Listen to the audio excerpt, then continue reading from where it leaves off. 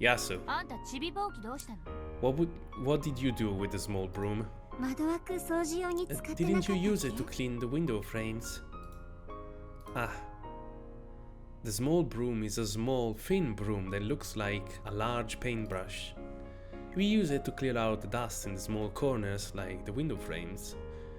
It's one of the cleaning tools I was put in charge of. Come on, that was your responsibility, right? What are you doing, you stupid? Quickly, go and find it. You have to do it before Madame finds out.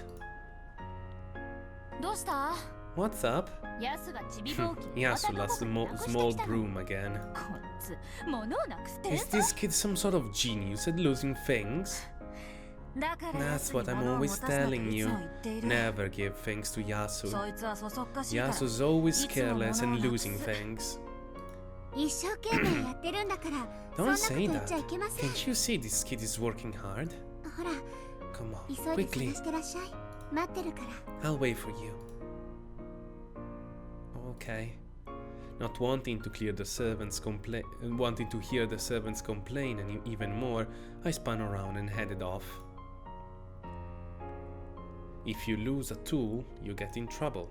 If no one knows who did it, you all get yelled at. So none of them will probably tell Madame that it was my fault.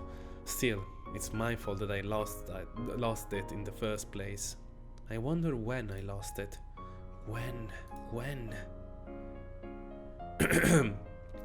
We did a big clean of the entire chapel today. The chapel is a large building behind the mansion. However, no one ever goes near it normally. Even so, we're ordered to clean the chapel a few times each year. Kinzo calls it a sacred building, so Natsu is very strict about it. We cleaned every little nook and cranny from top to bottom. It took all day. I'd be put in charge of cleaning the window frames, but I was also given many smaller tasks. While those small jobs kept me busy, I must have completely forgotten about the small broom, and I left it lying around somewhere. I hate myself for doing this. This isn't the first time that this has happened. It happens all the time. Every time I set something down, it always disappears. It goes somewhere else, vanishes. I come to think that this might be the pranks by the witch Beatrice. The ghost of the witch Beatrice borrowed the power of Rokkenjima's evil spirits to become reborn. Until Kumasawa-san told me, I never knew the meaning of the shrine on the rocks by the sea. Kumasawa told an old tale passed along among local fishermen. Rokkenjima used to be known as Akujikijima, and terrible evil spirits who ate human souls lived there. Hey, Kumasawa, let us hear too. Tell us the scary tale of Rokkenjima's evil spirits. Very well. Rokkenjima used to be called Atsukijima. However, even deeper in the past, it was known as Akujikijima. It was rumored that sailors who got too near the island were dragged down to the bottom of the sea and had their souls eaten. Those frightening spirits do exist on this island, you know. It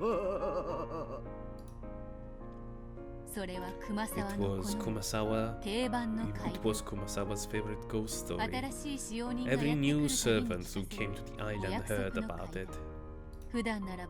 Normally, such a story would be laughed away. However, on Rokkenjima, an island home to nothing but the Rokkenjima mansion, which rumbled with eerie thunder on stormy nights, people listened to the story with unusual respect. So, the shrine by the coast is there to seal evil spirits away. And the master has that weird occult hobby too. And the mansion is so creepy, something must be lurking around somewhere. True, true. Sealing up the spirits was all that traveling ascetic could manage. The seal just manages to hold them, but to this very day, they wander through the mansion night after night, searching for a victim.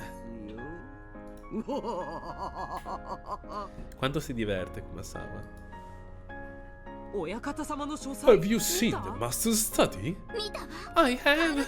It's like some kind of demon laboratory. There's that rumor about the master researching demons. They also say he's researching how to revive his mistress, Beatrice. Didn't they say he was gathering children to be sacrificed for his magic experiments? Ah, scary! What will I do if the master asks me to come into the study alone? I heard that long ago, one kid went into the study and never came out. She must have been the victim of an experiment to give Beatrice's ghost a new body. Yes, Beatrice-sama has become a ghost and wanders around searching for a body. The VIP room on the second floor is where Beatrice-sama dwells. You must always be respectful when cleaning that room.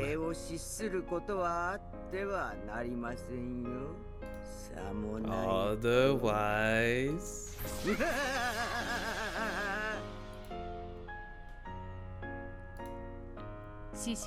In the eyes of those teenage boys and girls with their fertile imaginations, the ghost story was both terrifying and fascinating. By experiencing and sharing in a story together, a kind of solidarity forms. Then, sharing in that experience becomes obligatory, and accepting the story becomes a rite of passage for joining the group.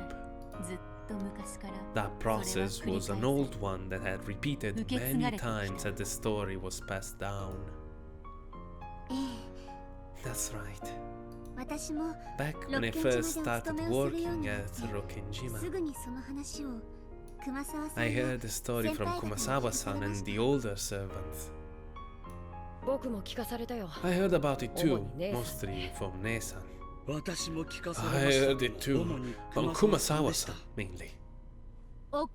So, not only the timid-looking Shannon, but the boy Kanon and the big adult Goda believed in a ghost story.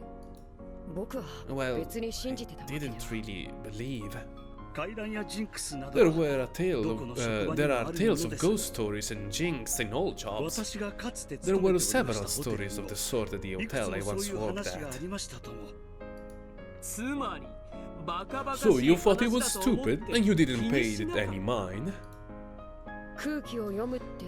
I think there was a need to blend with the community. I think there was a need to blend with the community. Ah, that's it. Ghost stories and jinxes are all the local rules of your workplace. If a newcomer turns his nose up at them, he can't expect to blend in. Exactly. If I said witches couldn't exist, that it was ridiculous, then I get into a fight with Ne-san. It was easier if I just appeared to go along with it. Come on, if you look at it that way, you'll be cursed. There was one servant who got seriously injured. All workplaces have stories like that. No matter how incredible the ghost stories or the tales about the company founder are, you accept and believe them. That's what it means to blend in your new workplace. Whoa! Everyone's so mature.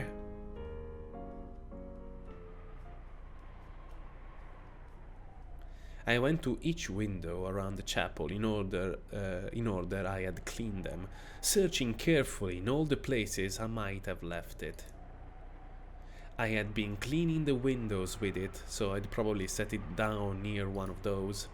When did I leave it behind, I wonder? Now that I think about it, I don't think I had it anymore when I reached the last window. So I must have completely forgotten to clean that window frame. Ah! Through the window, I could see the others leaving in groups. Shannon turned around and glanced up in my direction, looking worried. I don't want to be responsible for making everyone wait, so it's actually a relief that they're leaving without me. Still, naive though I may have been, I wanted them to wait.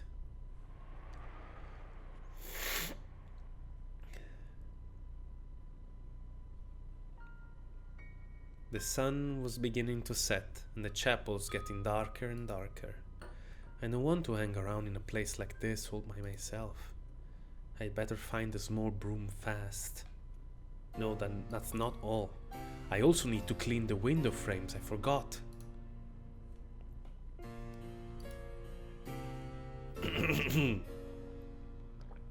Madam is strict. She'll probably check all of the windows carefully. If she does, I'll be the one that gets into trouble tomorrow. But really, where did I lose it? Why did I lose it? The darkness grew and grew. When it became dark enough that I would need a light before long, I began to panic. I dashed around and around the chapel, tears streaming down my face. And as I stumbled pathetically, I could feel the presence of a prankster witch giggling at me under the door and up by the ceilings. The ceiling. The ghost of Beatrice, the master's mistress, wanders about in search of a body to this very day. As she gains the power of Rockenjima's evil spirits, her strength steadily grows and she waits for the day of her resurrection. And for some reason, she'd single me out.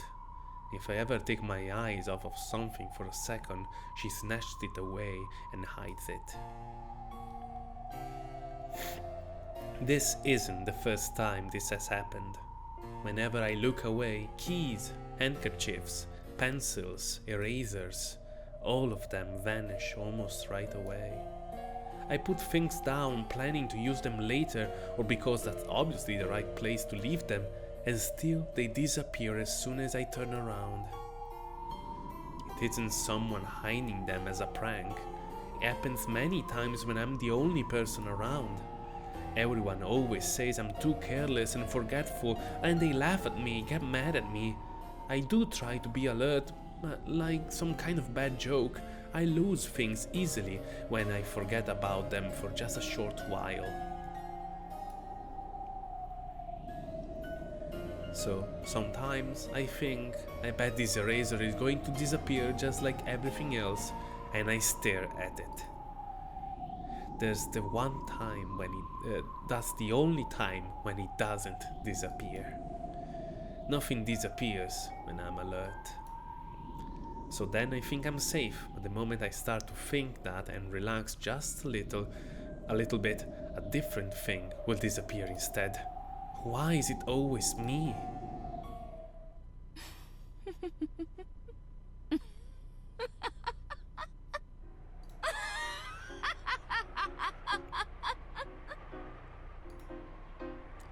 Listening to that voiceless laugh, I finally slammed my hands against the wall, crying tears of frustration. Please just stop it! Why do you always hide my things and get me in trouble? The witch answers. Fool. Isn't it obvious? Why else except to entertain myself by watching you wander about pointlessly?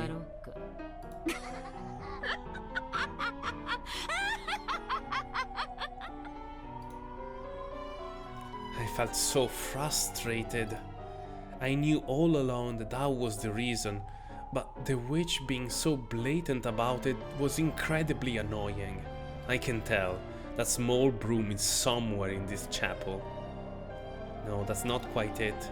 Until the very moment I walked up to this window, I'm sure it was right by this window frame. That's right, I'm sure I put it right here by this window. but the prankster witch Beatrice using her magic, and just before I uses her magic, and just before I reach the spot, she instantly teleports the small broom to the next window over. The instant I approach the next window, a hole appears beneath the small broom, swallowing it up. And it comes out by the next window after that. It lands right there, perfectly still, as though it was there the whole time. And this happens over and over again. I run up to a window, the small broom falls into a magic hole and goes to the next window, and when I go to the next window, it goes to the next window. That's exactly how she's teasing me, I can tell. No matter how much I search, it could be useless. But if I stop searching, it'll be just sitting there by one window or another. So this isn't a search, it's a test of endurance. I keep chasing after the small broom, and Beatrice keeps making it escape to the next window over, trying to make me give up. This is an eternal chase that ends only when one of us gives up. So I keep going around in circles, searching the windows, even though I know I've already searched them. But if it's not by this one, then the next one and the next one. And the witch keeps moving the small broom to the next window and the next one.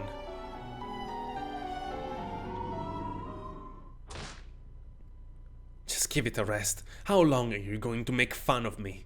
This isn't the only time. You always do this. Always.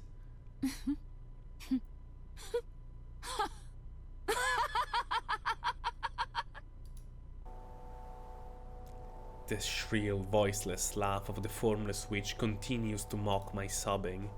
The witch is right beside me, laughing at me. I dash around the chapel. She's following along with me, taunting me. Then she must be there. She's right behind me, just over the shoulder, cackling away at this very moment. I know that turning around won't help, since she has no form. I can try to look, but I mustn't look with my eyes. Once my eyes tell me that there's nothing there, I won't be able to see anymore. I learned that from the director of the gospel house.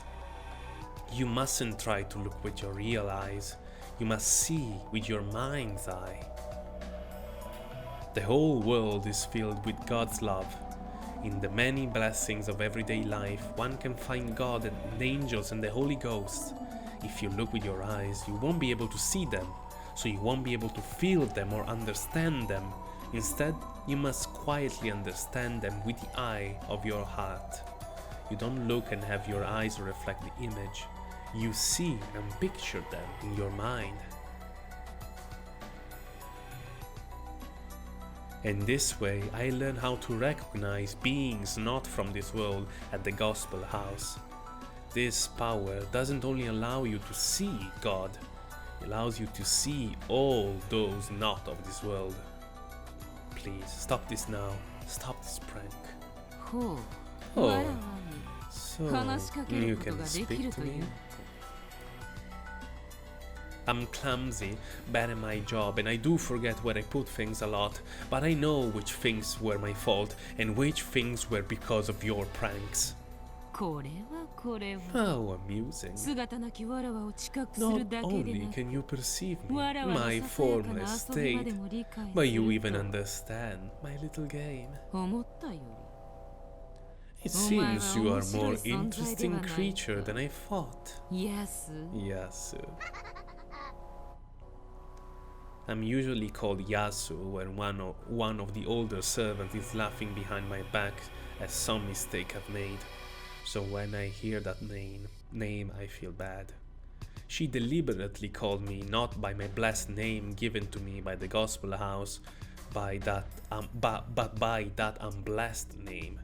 Upsetting the heart is a classic move for evil beings to make. That is their way of attempting to prevent others from perceiving them. To beings like witches, being understood is like shoving them out into the light of day. It won't work. In the gospel house, I learned how to perceive those not of this world, so I already understand you.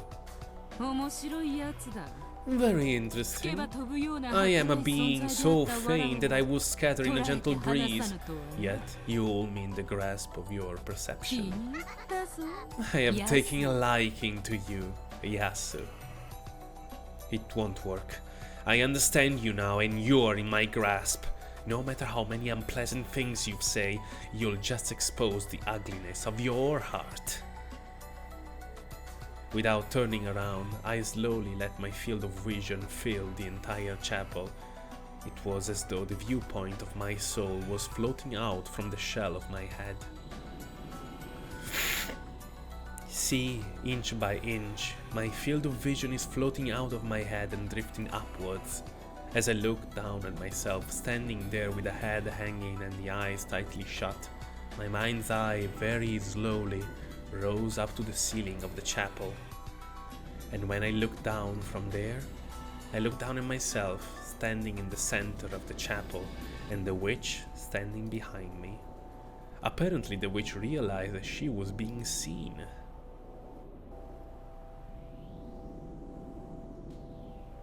She turned around and raised her eyes to look at my mind's eye, floating by the ceiling. At last, I could see the witch Beatrice in my mind's eye. A mere human grasped my form. The demonic lips twisted in an ugly curve.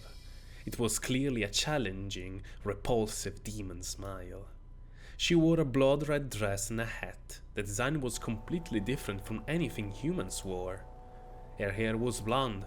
It had countless beautiful curls like a princess from a picture book, but there was no trace of cuteness about her. I thought you were a little different from the other humans, but it seems I was mistaken. You are just a little different. You're not just a little different. You are entirely different from... Mamma mia. You are not just a little different. You are entirely different from other humans.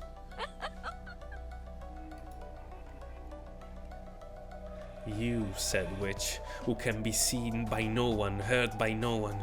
Have you been pulling these pranks all the time just to catch the attention of humans?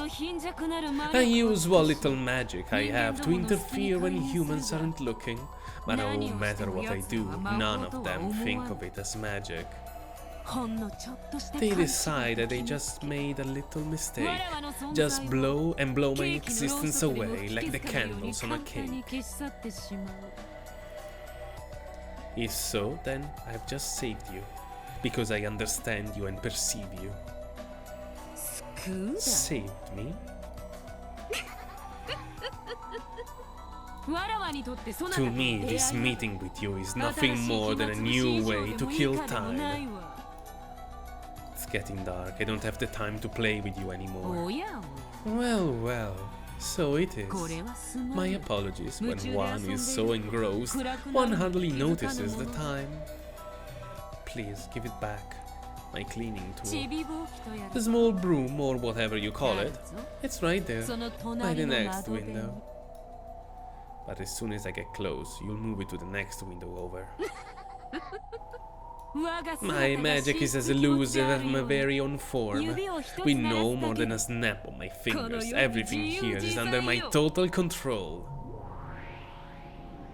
The witch snapped her fingers, and various things throughout the chapel were sucked into black pitfalls beneath them, disappearing. No, they didn't disappear.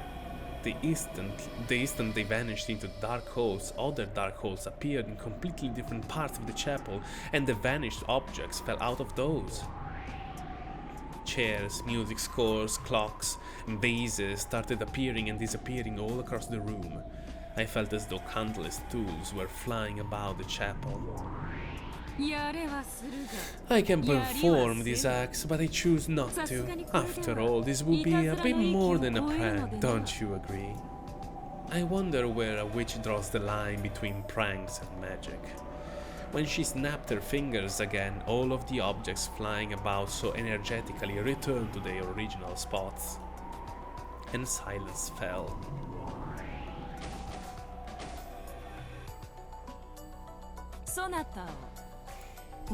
I have taken a liking to you.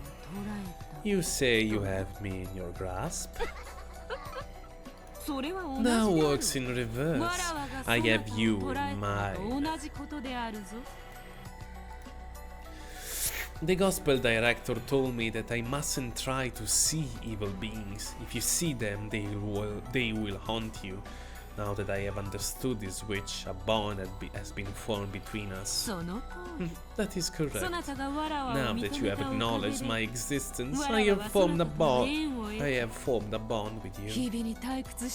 After all the years I spent in boredom, it would be nice to have someone to talk to, even a child as young as you. I'll talk to you from time to time, so will you stop pulling pranks like this? No, I won't be here to talk with you, but to play with you. And if we're playing, pranks are just part of the game, right? Very well. I've had enough fun for one day. The sun has sunk and the moon is full. I am tired after appearing in front of you for so long. Let us call it a night. The single broom provided me a great deal of entertainment. Please, give it back. No, I will keep this as a token of our meeting. I assume that you would be fine with this. If I said I'm not, would you give it back to me? I never listen to humans. However, I may lend an ear to a friend. If you give it back, I'll acknowledge you as a friend. Foolish human. Was that your idea of an attractive proposal? If you want to make a deal with me, try drawing a mysterious magic circle or two. And yet, I might be willing to consider your offer. What do you mean you might? I shall take my time in deciding whether you are worthy to be my friend. After all, witches are like demons. If you ask us for an answer, we will never give you one right away.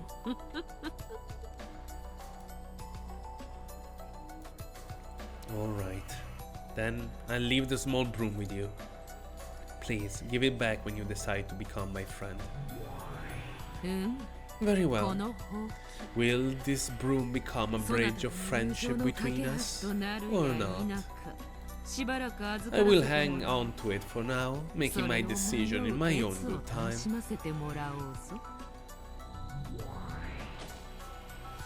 When the witch snapped her fingers, the broom for which I had searched so long fell out of a hole in the air, landing between the fingers she had snapped. This is goodbye. This game with you was far from boring. Let us play again sometime. If you're my friend, that is. When a cat toys with a mouth, does it try to become friends with it first?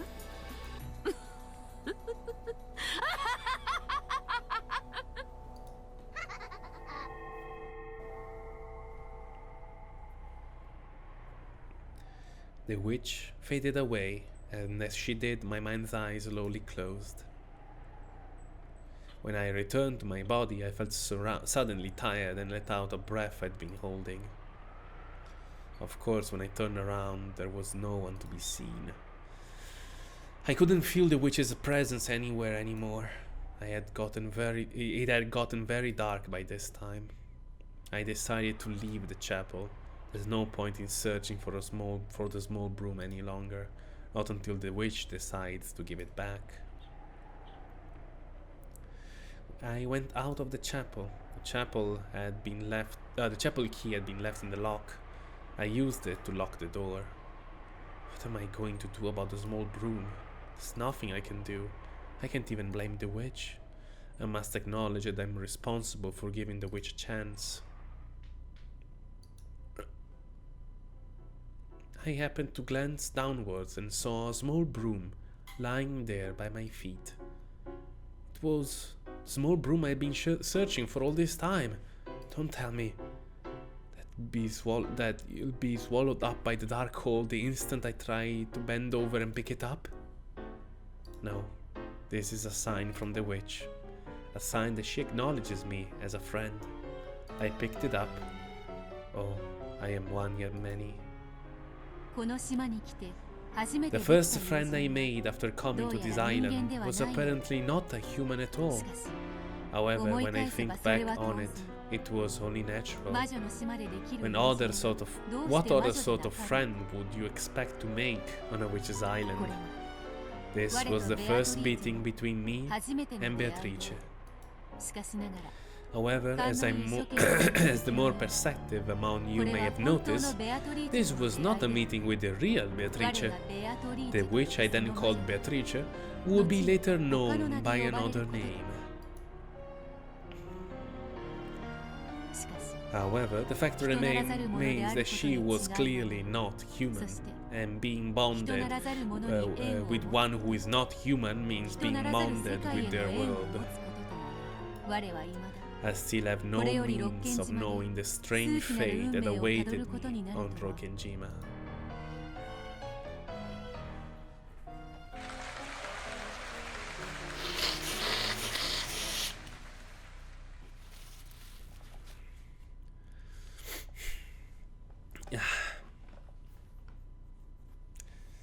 Sì. Dazed and enraptured. Yeah, seriously. Not only was Yasu slow-witted, the kid also lost stuff all the time. But even so, Yasu always had this look that said, I didn't lose it, I put it down and someone took it away. It really pissed me off. That kid just didn't know how to concentrate. If you do things without thinking, it's no surprise that your actions grow careless. But it was only like that in the beginning, right? After some time, that kid started concentrating and all of that bad stuff stopped happening. Really? Well, it was all the old stuff that anyone should be able to do anyway. Learning to do things that everyone can do is part of growing up. I doubt the rest of you were so clever about everything when you first started, yes? Are you kidding? If we weren't clever, we'd never have been selected to work for the Ushiromiya family. We are supposed to be the elite. The fact that Yasu was young was no excuse. That's right. If Yasu is supposed to learn cleverness by growing up, then that should be done before coming to work for the Ushiromiya family. Come on, that kid worked really hard to balance school and work. I think you're all being too harsh. We were selected because we made it through a harsh process, right? There's no need for us to pamper Yasu. I'm sick of this. I don't get why someone as dull-witted as Yasu was chosen. Being selected as a Ushiromiya family servant was an achievement that all gospel children respected. The older servants had achieved glory by making it through the strict selection process. Yasu was so clumsy that they all wondered why that child had been selected. Of course, Yasu was working very hard for a child of that age. However, the older servants were unsatisfied. And before long, they started being mean to Yasu whenever they got the chance. Even after getting used to the life on Rokkenjima, Yasu could not make a single friend. At least, not any human friends.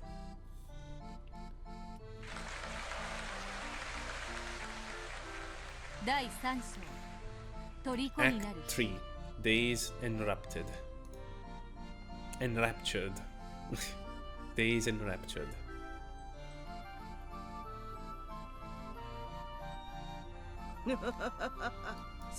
Yes, that can sometimes happen, and always when you're busy. Perhaps a fairy is pulling pranks on you. It's a witch pulling pranks on me. I mean, I know I put it right there, and all I did was glance around a bit and it disappeared. The witch pranked me again. I left my master key behind. Madame found out and I got in a lot of trouble. Why, when I always put my master key back in my pocket after I use it, why was it in a place like that? And this is the third time it's happened. The first 2 times I realized that it wasn't in my pocket and I managed to find it before anyone found out. But the third time Madame found it, vabbè. And I was really mad and frustrated with that witch in the red dress. Beatrice's summer pranks can be quite troublesome. But if you're dealing with a witch, shouldn't you be able to use some sort of charm? Charm? Kumasawa-san started fishing through the kitchen cupboards, saying, "Now, where did I get to?"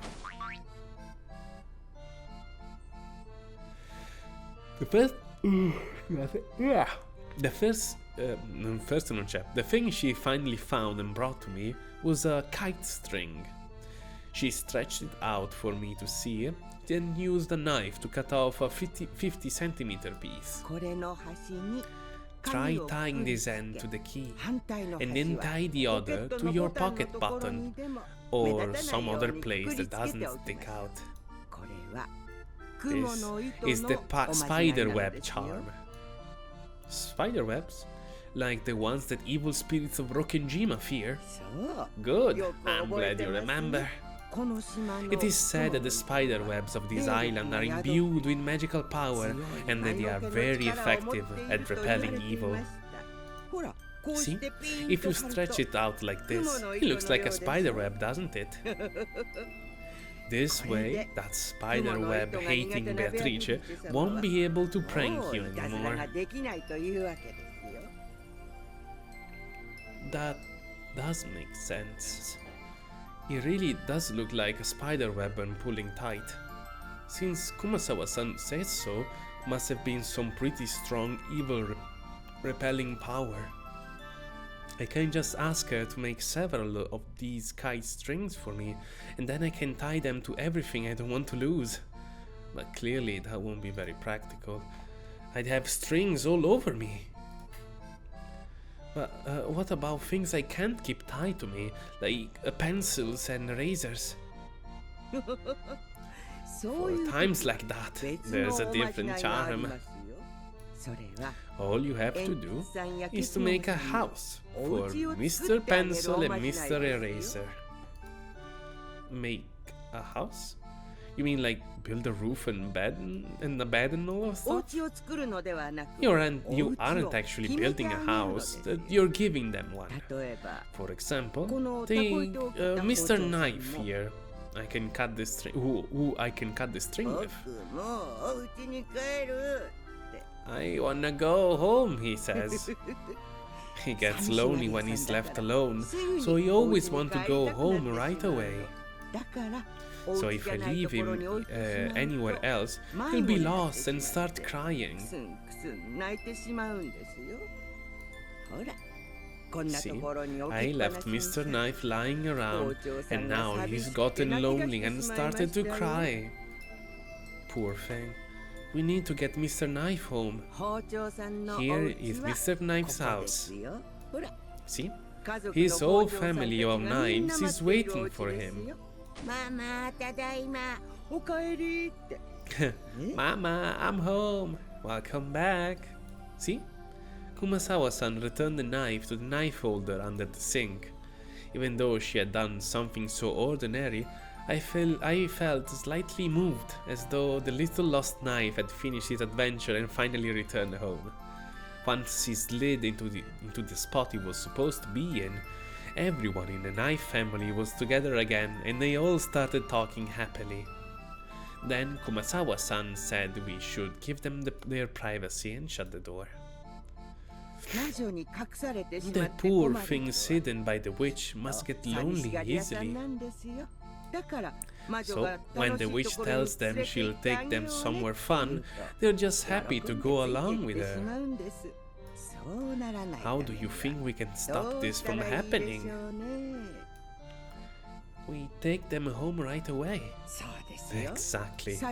They're lonely, naughty kids, so they'll go with the witch if they get the chance.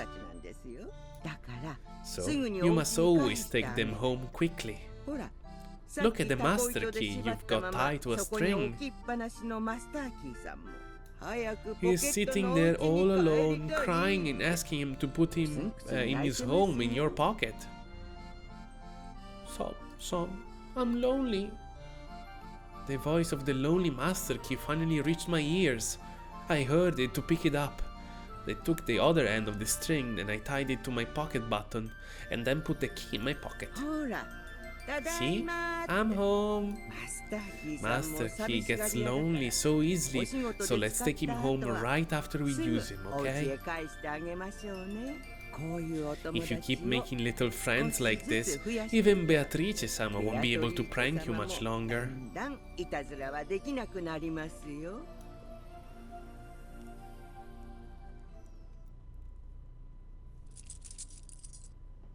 Jango Tad. When break time was over and I stood up to see what I should help with next, I felt a tug and the key ring with the master key fell to the floor. Once again, I had left the master key on the side of the sofa and forgotten it somewhere, and forgotten it was. Mamma mia, scusate. Once again, I had left the master key on the side of the sofa and forgotten it was there. The instant I stood up, the string pulled on it and I fell onto the floor. Without Kumasama-san's spiderweb charm, I would have probably have left that master key lying here again. The master key left all alone would have been led away by the witch and disappeared. Phew, that was close. And once again I heard the master key, who had almost been left alone, cry and tell me that he wanted to go home. I'm sorry. Come on, let's go back home into my pocket. Yay, I'm home, back at last. Thank goodness. I almost got pranked by the witch again. Huh? What's this? Nice trick using string like that. All of a sudden I heard a wild, shocked voice from over my shoulder. It was a voiceless voice, a witch's voice, the kind you hear unless you can't hear unless you try. Beatrice?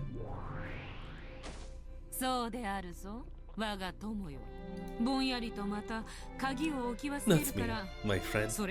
You forgot about your key again, so I was just about to use it to toy with you.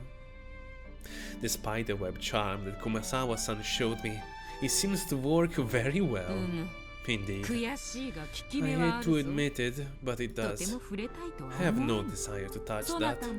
After all, you wouldn't want to put your finger on a razor and slide it across, would you? Wow, that's a scary example. My finger hurts just thinking about it. But good for you. You managed to avoid Natsui's yelling at you for losing your key. You should be thanking me. Why? You learned about the charm because I annoyed you, didn't you? Did you not?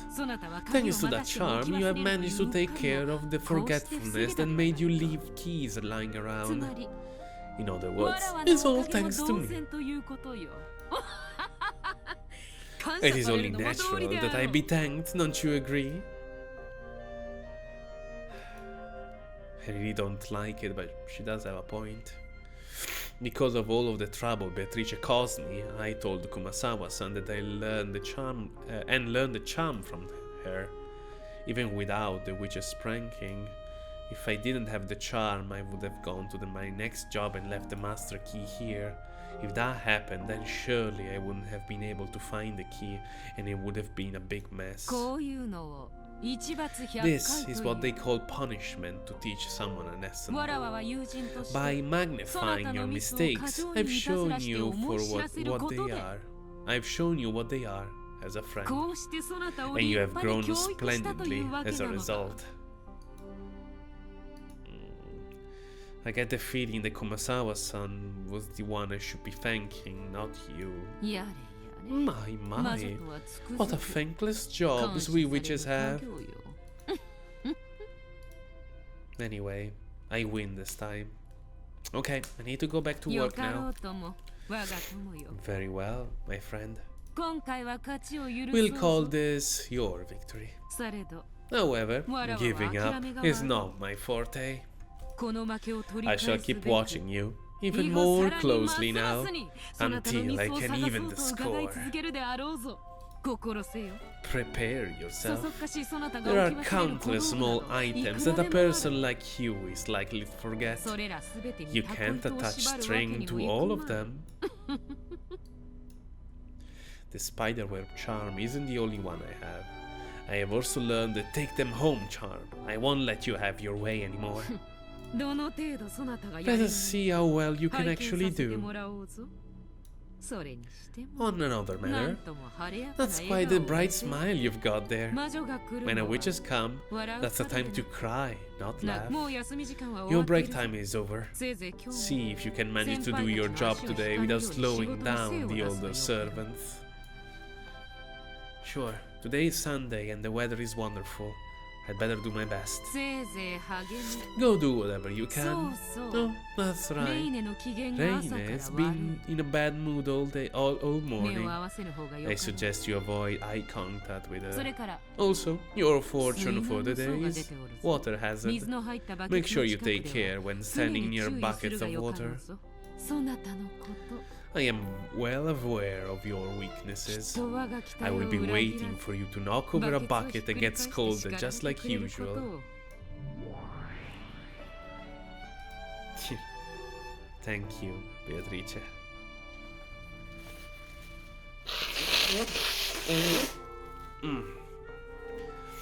Back when I could not see her yet, I simply hated the prank-loving witch.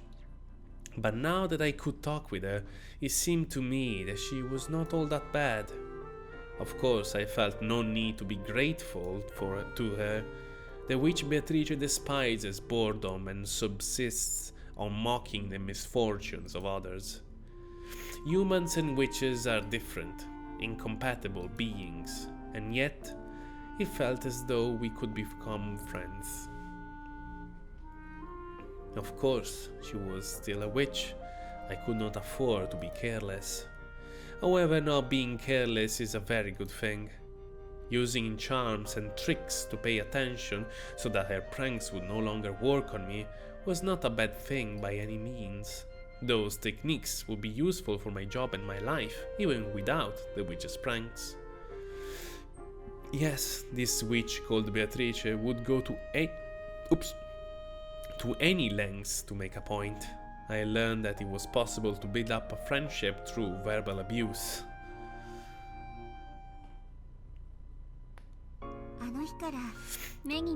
Ever since then, there was an incredible change in that kid. Because of all of the charms? That's right. What an assiduous child. All of the charms I taught were followed with great dedication. With strings attached to everything? Or else that going home thing? Yes, that kid would sometimes say it out loud. It was really cute, like watching someone play house with a bunch of tools. Just like a kid. The kid was a kid, silly. With adults, you can say something one way and all of them will understand. However, there really are many different types of kids, and you need many different ways to teach them things. If you can find just the right way, they learn quite easily. Some kids learn better when they're punished, and some learn better when they're praised. I used to scare a neighborhood kid and tell him that a fairy would take his things if he didn't put them away after using them. This was the same, except the fairy became a witch. Still, doesn't that sound like fate? After all, you knew this kid was Beatrice's child, didn't you? Yes, I did know. So, you told Beatrice's child that the witch Beatrice will play pranks on you unless you put your stuff away neatly. That's kind of funny, isn't it? I just thought of it after the child came to me and told me that a witch was stealing things and pulling pranks. I took it as a sign that the late Beatrice-sama had become a witch and was coming to teach her child to keep track of things.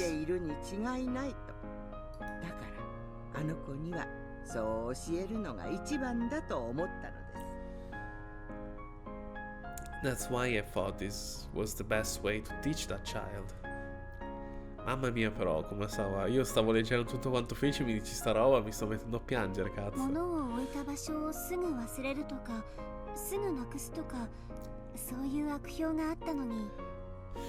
That kid started out with a bad reputation for forgetting and losing things, but got a lot more cheery after overcoming those bad habits. By overcoming weaknesses, those weaknesses become strengths, and that is how people gain confidence and grow up. Those tiny spurts of growth, day by day, were precious to watch over. Yes, it was as though I was watching the growth of my very own grandchild.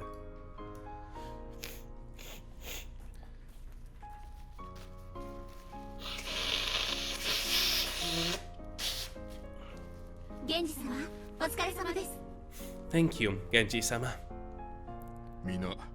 Good work with the big cleanup today. The guest rooms are rarely used, but you can never predict when an important guest might stay the night. You must not allow yourself to become complacent when cleaning them. Of course, all of us are fully aware of that fact. I wish that were the case. When I looked around, I found this. Whose is it? Genji took a master key ring out of his pocket. Apparently, someone had dropped their master key. All of the servants swung around to look at me, the usual offender. Come on, Yasu again? You shouldn't be so quick to judge. I have mine, of course. There's no way I dropped something that important. And the rest of you?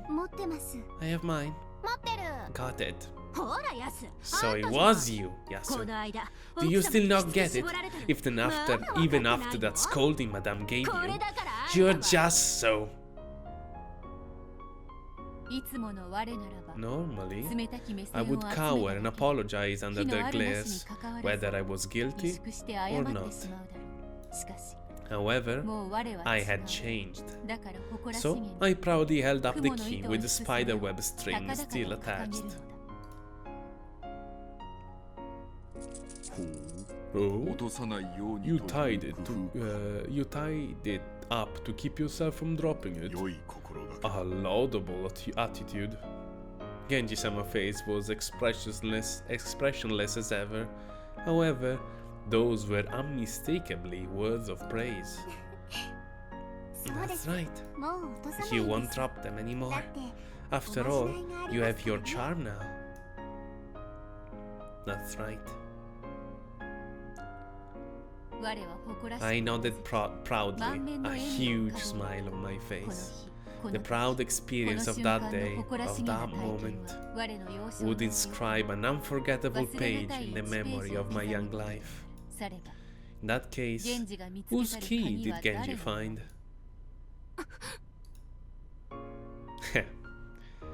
There was only one servant who hadn't raised their key. And she muttered, "It had to be Yasu's key. Of course it's not mine." And fished in her pocket, and her face went pale. There is no room for complacency in the everyday duties of a servant. Nevertheless, mistakes do happen. Mistakes do happen. I will not criticize you for a single mistake. However, blaming a fellow servant instead of reflecting on your own actions is not an attitude I would consider praiseworthy.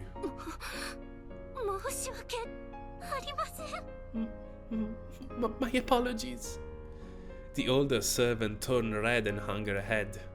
Behind her, though no one else could see it, I saw the witch. My friend will not make the same mistake again. I am ever on the lookout for signs of weakness. Yet, even I have not yet been presented a single further opportunity. But this is a shame. If I had known that the girl here would lose her key, I could have pranked her this time. Please don't prank people other than me. Did you say something? No, nothing. I try not to feel schadenfreude, but after being called dull-witted for so long, I was finally able to hold my head up high. After that day, I was at last able to feel as though I had become accustomed to the life of a servant of the Ushiromiya family.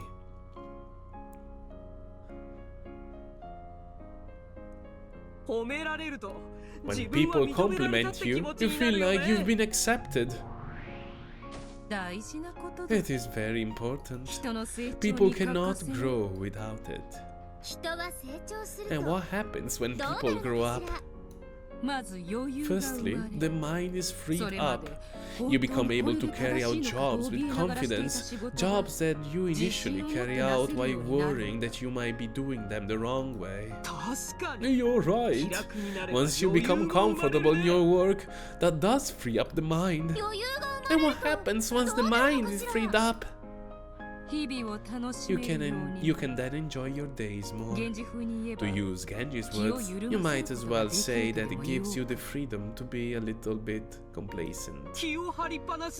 If you're tense all the time, then that just wears you out. It's good to relax a bit if you can. You mean you learn so much that you can start slacking off on the job? It sounds bad when you put it that way. However, there is nothing wrong with skillfully carrying out your task quickly and using your free time to enjoy yourself. Times like that are what enrich a person's life. Come to think of it, Goda plays crosswords a lot between jobs. He also invents dishes with leftovers ingredients. Playing a bit and refreshing yourself can also be good for your efficiency. You might say that inventing dishes combines work and play. Even Genji slacks off when no one is looking. He'll watch TV or swipe some of his master's drink, and he reads complicated books. Even Genji? In short, it's all about cleverly using the gaps between jobs to play. If it goes too far, it can be called complacency. However, people only become mature when they learn to balance work with pleasure. Simply put, if all you care about is work all of the time, you're not fully mature. So that kid learned how to play between jobs? It's hard to imagine that serious kid's lacking off at work. It started with interaction.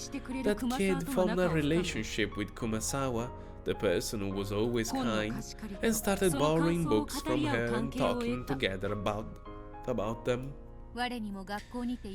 Even I had friends at school, but because of my work, there was no chance to deepen our friendship.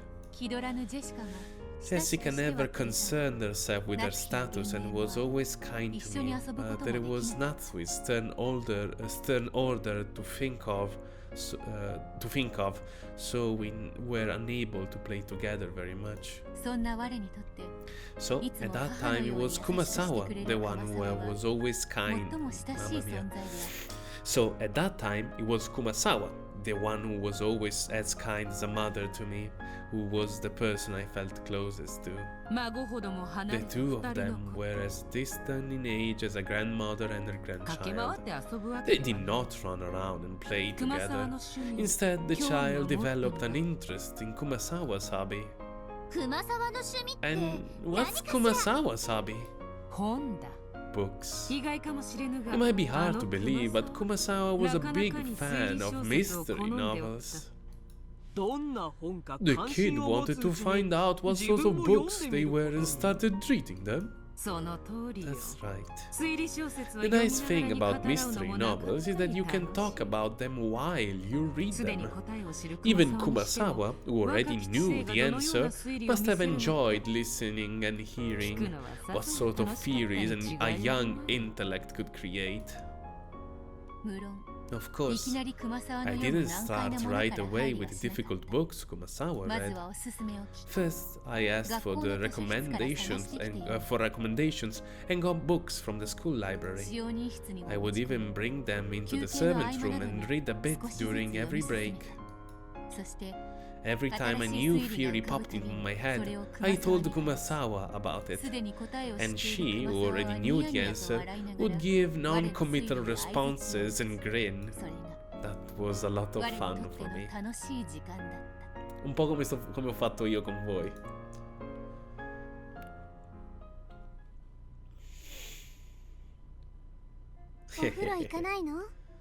Are you going to take a bath? Bath time is almost over. Yeah, just a bit more. Another one of the figures just disappeared. You've become a total mystery nut. If you get too excited reading, you won't be able to sleep again. According to Kumasawa-san, the culprit has already appeared, but I don't have a clue who it is. What kind of story is it? It starts with everyone receiving an invitation to a small island. No boat is coming to pick them up, and one by one they're found dead in a way that's connected to the nursery rhyme, and each time one of the figures disappears. It's really interesting. Almost like it's a crime happening on Rokkenjima. Yes, that's a really famous mystery novel. Wasn't that one a perfect crime, at least until the culprit confesses to the truth in a message bottle at the end? An incredible book. Shh! I'm enjoying myself, so don't spoil me. Go take a bath now, I'll go by myself later. Okay. See you later then. Don't forget to take a bath, okay? Shannon picked up the change of clothes and smiled amusedly as she left the room. I probably won't be able to read the whole thing tonight, even though I know that I just keep turning the pages, unable to find a good place to stop. My new joy, the mystery genre, the mental game of thinking and theorizing, and also talking about it with Kumasawa-san. It all left me enraptured.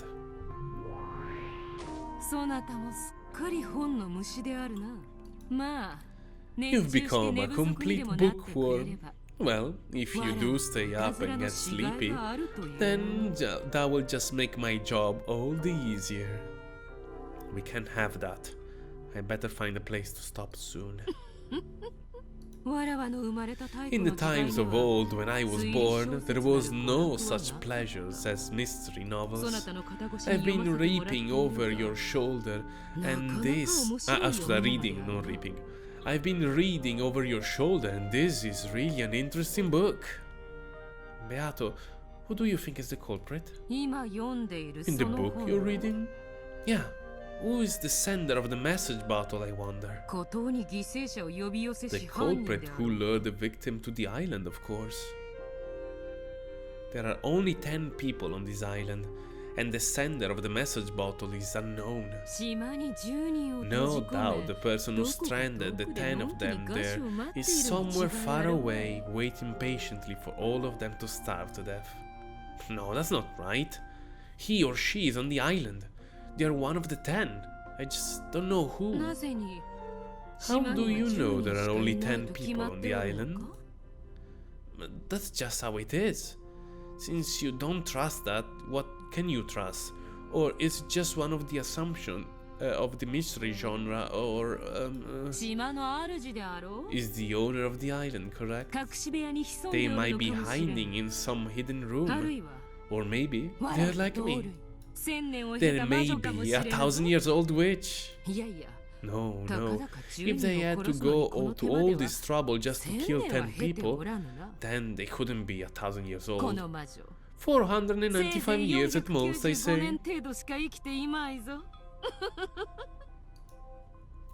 Locked rooms do appear a lot in mystery novels, and books often use a phrase like it could only conceivably have been done with magic to describe them. And here I am with a witch right before my eyes. It's a complicated feeling.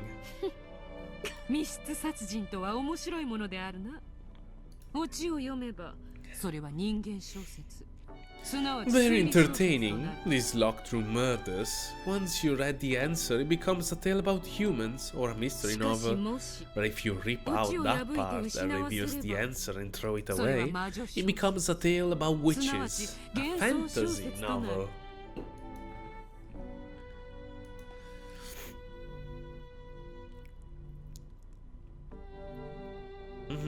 That's an interesting way to look at it. So, you're saying that there's only a razor-thin margin between human novels and witch novels when it comes to mysteries? If a trick exists, it is a human novel. If not, it is a witch novel. If you just tear out the last few pages of that book you're reading, you might think of that person as an unknown, a witch on the same level as me. That might be surprisingly wise coming from you. So the culprit of the detective novels without an answer is a witch. All of the dark places in this world belongs to us witches. Therefore, I could reign as the culprit of all detective novels old and new across the world. Except if you reason it out right and find true answer, then the witch is done for. Detective novels are quite interesting, it seems. It looks to be a truly entertaining mental game. That's right. This is a mental game. You fight against the book, make theory, and then have debates to battle friends who also have read the book. Not only that, it is a battle between witch and human. Will you allow my locked room murders, my magic, to withstand scrutiny, or will you deny it? A mystery is a game of chess by another name. So I'm not reading a book alone, but playing a game against you? Indeed. As Shannon said a short while ago, this story apparently has the truth revealed by a message bottle at the end. In other words, if you cannot expose the truth of the tale before that point, you lose. After all, the message bottle just happened to drift somewhere that it could be seen. If it got smashed and sank before anyone saw it, this would be a perfect crime. A crime impossible for humans to accomplish. A crime committed by a witch. That's a fun way to look at it. A battle between me and the witch. Yeah, I really like thinking of it that way. Starting now and until you finish reading, I am unknown, the 495 years old witch. Can you see through my deserted island murder tricks?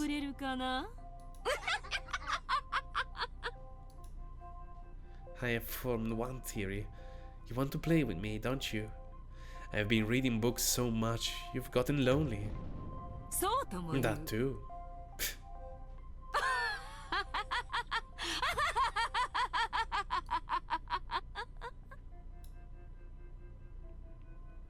Incidentally, the game Beato and I played with the books ended with my defeat. In the end, I wasn't able to build a satisfying theory, and I had to learn the truth from the message bottle. Luckily, it did manage to drift into human hands. If he had sunk to the bottom of the ocean as Beato had suggested, I would have no way of knowing the truth. In other words, I would have been forced to accept that the sender of the message bottle was a witch. Mystery. I once thought of it as a genre for novels. To think that it could so easily become a fight between witches and humans, truth and fantasy. I was instantly enraptured by this new game. As the months passed by, I read through all of the mystery novels in the school library and started to read mystery novels for adults. I discussed them with Kumasawa, I discussed them with Shannon. I played my game of fiery chess, the fight between witches and the truth. How enjoyable those days were. Oh, I am one, I am many. Here's to the fun game of the mind that enraptured me.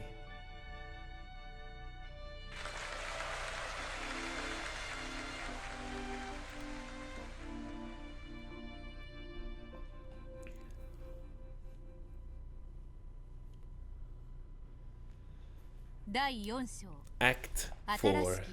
New Days.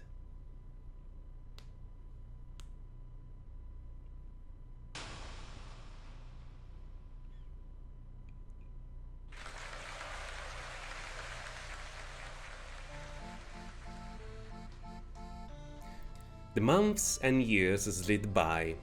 In my new, more colorful life, I smiled at the spring sunshine peeking through the trees, gazed up at the column of summer clouds, enjoyed the piles of fallen leaves in autumn, and played in the winter snow the few times it did fall. As these days passed one after another, there was a considerable change to my environment. That was a complete rotation in the servants from the gospel house. There weren't specific grades like in school, so there was no rule saying how long a servant could work before quitting. Each servant made their own decision about when they would graduate from Rokkenjima. Some of those who couldn't stand the environment would quit in as little as 3 days.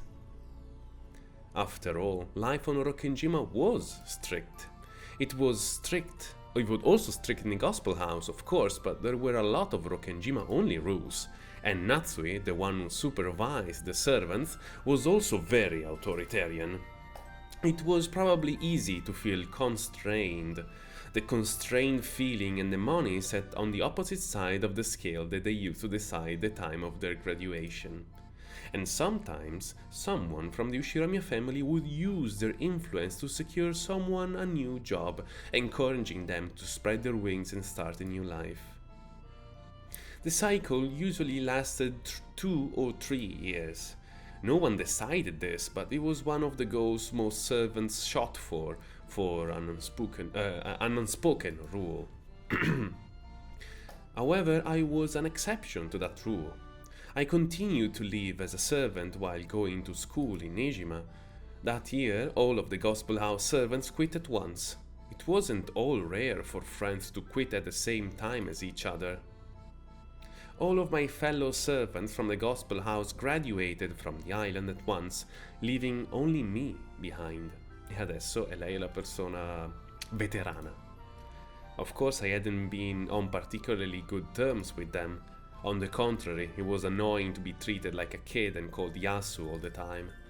Even when new servants had joined, the older ones got them believing that Yasu loses things all the time, so things had still been unpleasant even then. Those unpleasant older servants, as well as the new ones, as well as the ones who started at the same time or after I did, all quit at once. The Ushiromiya family had no quarrel with those who left. Adult servants were easier to handle in the first place. The Gospel House servants were only accepted so they could be trained. So all of the servants except for me left, and no one tried. Except for me left, and no one tried to stop them. Later, Yasu. Don't go losing stuff again. Don't lose things anymore. Later. Make sure you listen to what Madam says. Don't you go troubling the next group of servants. You know, it's still a mystery. Why did someone recommend Yasu? It's even more surprising that Madame let Yasu stay this long. Hey, at least the kids got the guts not to give up and run away. Keep it up, Yasu. I hate being called Yasu. At the very end, I finally said the one thing I'd always wanted to say to them. However, they basically ignored me and just picked up their things and left. Guess you never got a chance to become friends with them. I wouldn't even want to. Yeah, I'm sure they feel the same way, so you're even. Just forget about those people. They don't have anything to do with you anymore. So there's no reason to give them any more thought. Yeah, you're right. I just felt a bit disappointed. I was never able to get them to acknowledge that I have become a fully fledged servant who could take care of myself. It's hard for people to throw off their first impressions. That's just how it is. No matter how wonderful a person you grow into, they would probably always call you Yasu and make fun of you. There's no reason for you to seek their validation. Yes. Yeah, you're right, Shannon. I'll completely forget about those people. Good. You have two great friends, Kumasawa-san and me. And when the new servants come, you can show them from the start that you can take care of yourself. Shannon was exactly right. I regained a sense of confidence and pride that I hadn't felt since that day when I held the key with the spiderweb charm up high.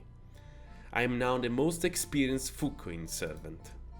The new servants who will come will probably be older than me, but I need to teach them the ropes as the most experienced servant. Genji-sama even told me to guide the newer servants. Okay. I'll give it my all. That's the right attitude. Let's give it our all together. Yeah.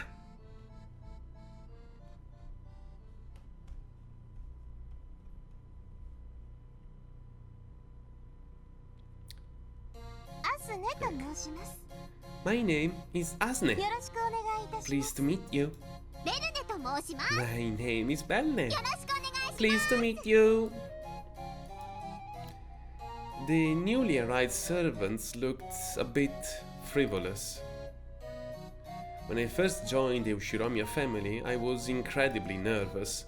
However, I couldn't see any trace of that nervousness on these girls. Yes, usually kids with good grades and behavior were selected. How are they selected? Who chooses? People from the board of directors and come and interview them, and other things are considered like their everyday conduct. So, as long as they act like good kids in front of the adults, they could pass. Well, there were times that they passed because the adults thought they looked suitable. All of the children who came from the gospel house were highly individualistic. Their rough edges would be sanded down as they worked as servants. And eventually, they would grow to be servants who would not shade the Ushiromiya family. However, it was the role of the more experienced servants to encourage this model behavior. Since I was now the only one with experience, it was my responsibility to guide them. What were the new kids like? Elites, no doubt, or of irreproachable conduct. I think they were like that when Madame and Genji were around. However, when their superiors weren't around, well, they didn't take things quite as seriously. Asne-san, make sure you put your tools on the cart when you're done using them. Huh? Oh, sure, I'm sorry. As an experienced servant, I also gave them a warning. And Benne-san, you shouldn't set your key down in a place like that. You'll lose it. I'm not gonna lose it. I never forget where I put things. When I first arrived here, the older servants would often tell me off just as I was doing now. They would probably have been far more mean and obnoxious about it. And I hated that, so I tried to be more gentle when admonishing them, but they wouldn't take me seriously. Listen up. You know there's a witch living in the mansion, don't you?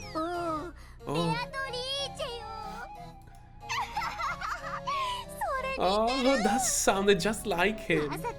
Oh, Shannon-chan, don't tell me you believe in that too. Yes, she really exists. If you leave things lying around, the witch will prank you and hide them. It's true. It's gotten me into trouble many times. A witch hiding things? That's totally impossible. I mean, come on, witches? They don't even exist.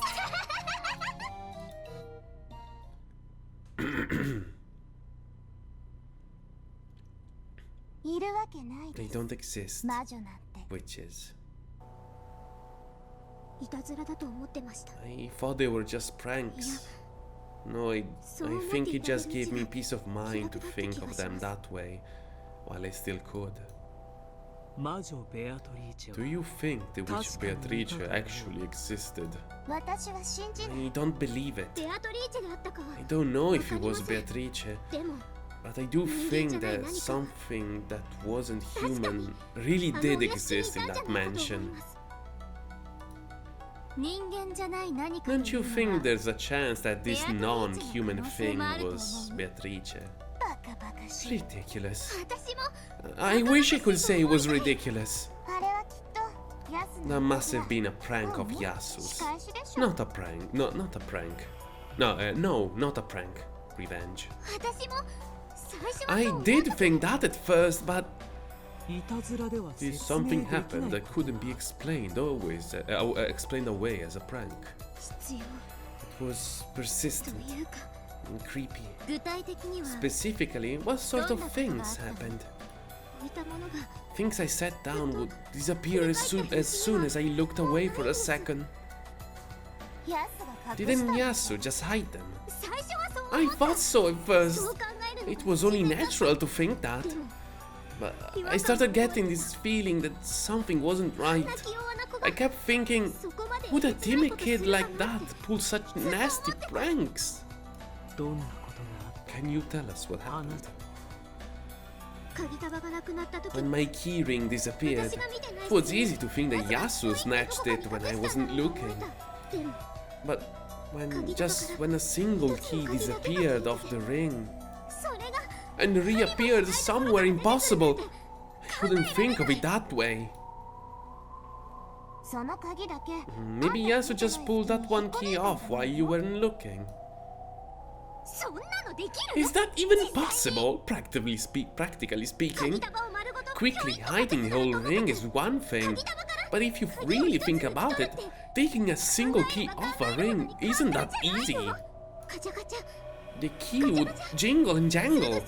I was just standing right next to them, facing the other way.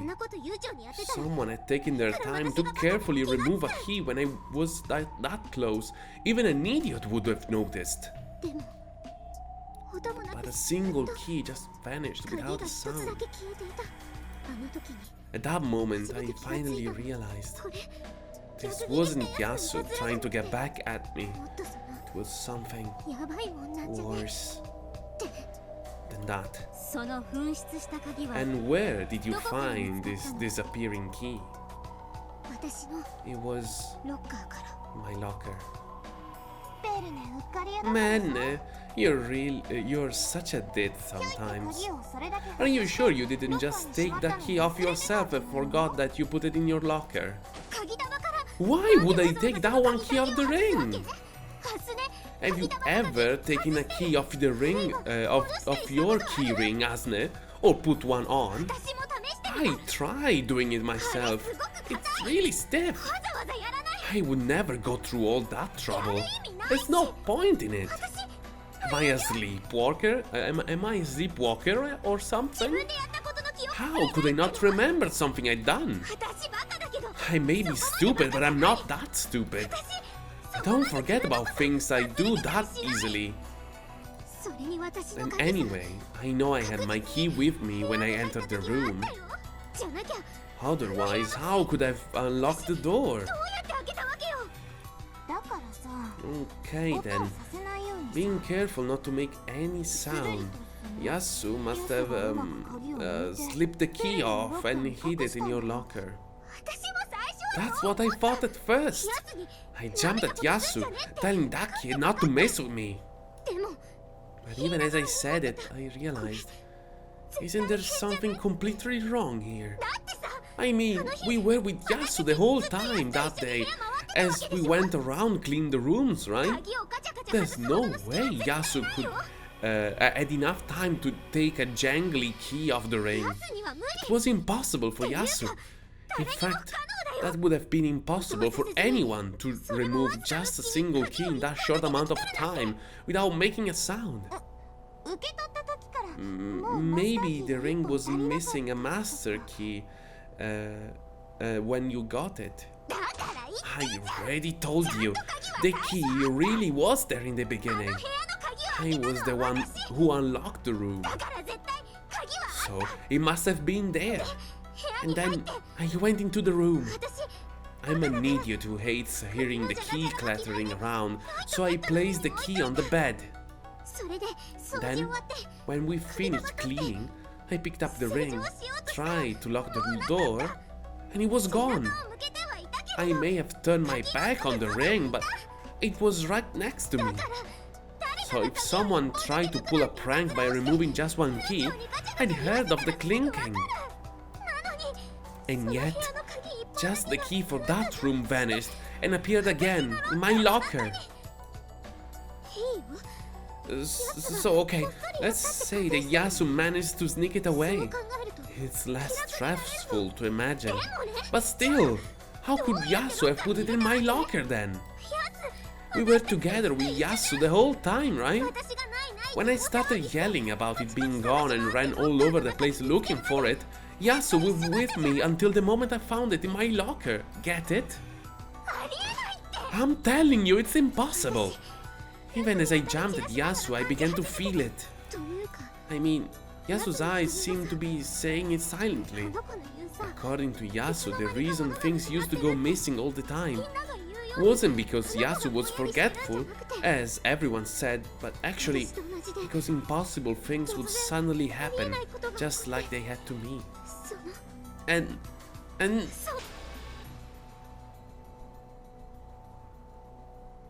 Yasu was with you the whole time, so there was no chance for Yasu to put the key in your locker. Did other strange things like that happen? Yeah, They did. More stuff went missing. But not just that. Things kept happening over and over. Of course, I started getting nervous and being careful not to just leave stuff lying around, but that didn't help. At first I was angry at Yasu, but at some point I began to realize that I was mistaken. One time, a key even disappeared from a ring that was in my pocket. Then I realized these weren't Yasu's pranks. The same thing that had happened to Yasu was now happening to me. Calm down a bit. I think some of those were Yasu's pranks, and the others were you just being clumsy. It's true that the mansion is always dark and eerie. It does feel like the sort of place you'd find a curse. I'm sure that's what made you scared like that. You saw it too, didn't you? Remember that white shadow we saw vanish into the VIP room that rainy day? Yes, I saw. But couldn't that have just been Madame or Milady wearing something white? What do you mean something white? Have you ever seen either of them wearing something like that?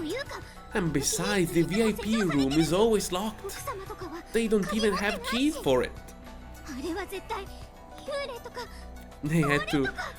They had to have been some kind of ghost or an evil spirit. No, the silhouette of the witch.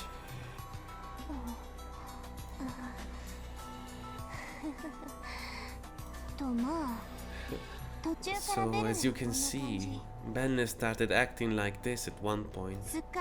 Totally scared. I've got more street smarts than her.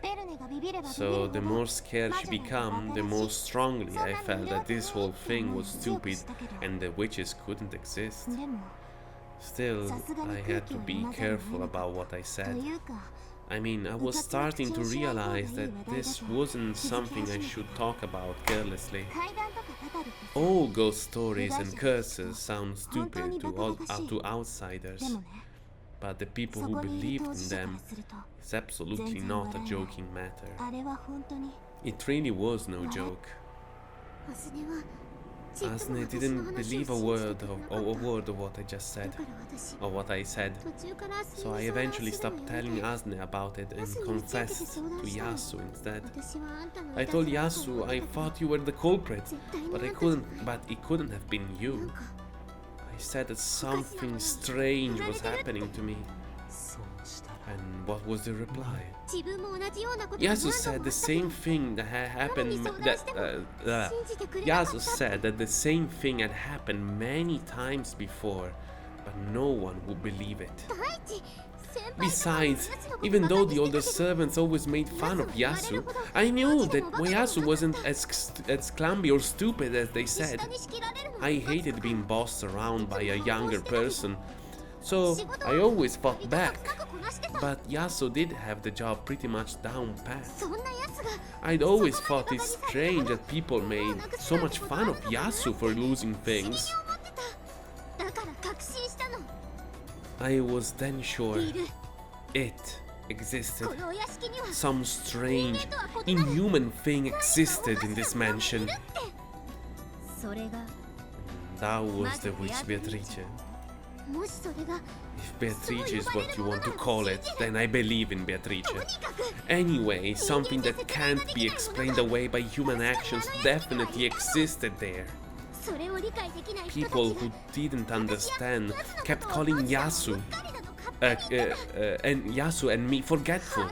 They didn't get it, they just didn't get it. But still, you got a little scared, but it spooked you into shaping up, didn't it? And then all of the fuss about losing things went away, right? So it must have been your imagination all the time. You're wrong. I talked to Yasu, Shannon, and Kumasawa-san about it. And they said that the witch really did exist. That all of the older servants make sure to respect her. They said that I had been cursed because I'd stupidly gone around saying that Beatrice didn't exist. So I reformed. Yasu taught me how to give offerings to the doll in the VIP room. I asked Genji-sama for permission and prayed at the shrine on the reef. And then it all stopped, all at once. You were okay, Asne, since you stopped making fun of the witch. But if you'd cluelessly gone on making fun of her, you would surely have been cursed next. Yes, I guarantee it. You definitely would have been cursed.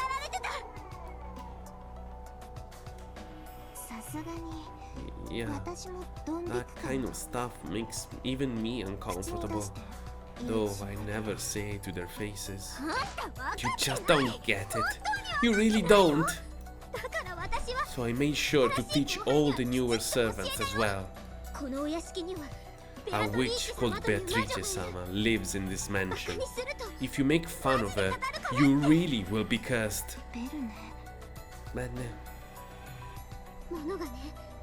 When things, disappear, that's a sign that the witch is close by and watching us.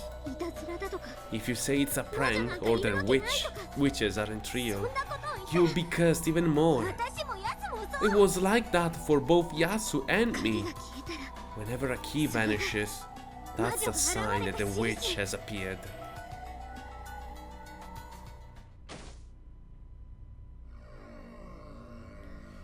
Belne-san carelessly tossed her keyring on the bed again, humming as she started to clean. No matter how much I warn her, she doesn't change her ways. She's always making fun of me and calling me Yasu, so she won't listen to what I tell her. Why won't she listen to what I say? She mustn't leave things lying carelessly about. If you lower your guard, the witch will prank you.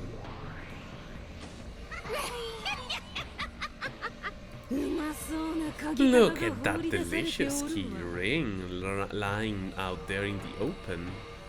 Stop it, please. That's Belne-san's key. Keep your pranking to me alone. Let the others be. You have become so cautious lately that you are no longer fun. I jest, of course. Still, how unpleasant these people are, refusing to listen to my friend's kindly advice. Any insult to my friend I take as an insult to myself. Are you planning to steal Belne-san's key? Please don't do it. She'll think I hid it again. She thinks my magic is not but the work of a child like you. Very well then. I shall simply show her a feat impossible for humans to perform. I shall show her my magic.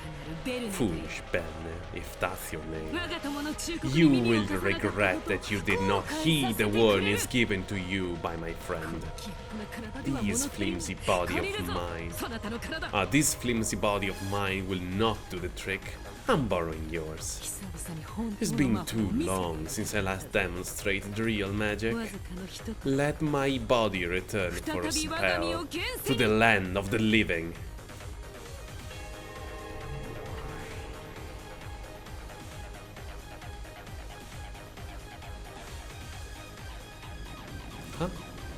Huh?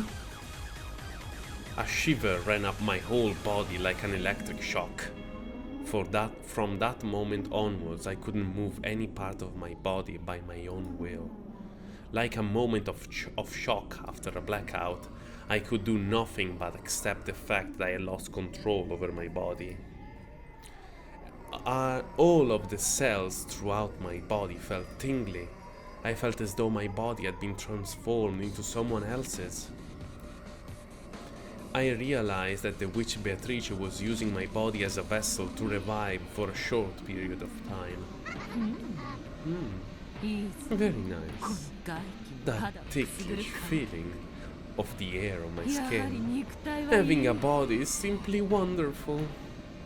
What are you trying to do? please, don't do anything mean. This time everything was backwards. My words were spoken inside my heart, and the witch's voice was coming out of my mouth. Of my mouth. Fear not, I will return your body soon enough. I just need to teach her a lesson with a little prank. However, it will not be one so simple that suspicion could fall on you. Come, try to remember. Where have you been sleeping?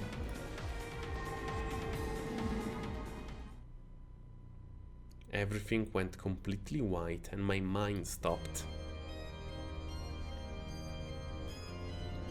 Once again, that tingling sensation lit up my body. I could feel it all gather in my fingers and off both of my hands and come out through my fingertips. It was an incomprehensible, indescribable, unknown sensation. My head went blank and I couldn't think at all. I could do nothing but abandon my soul to the sensation. I finally understood. This is what it's like to use magic. Come, try to remember. Where have you been sleeping?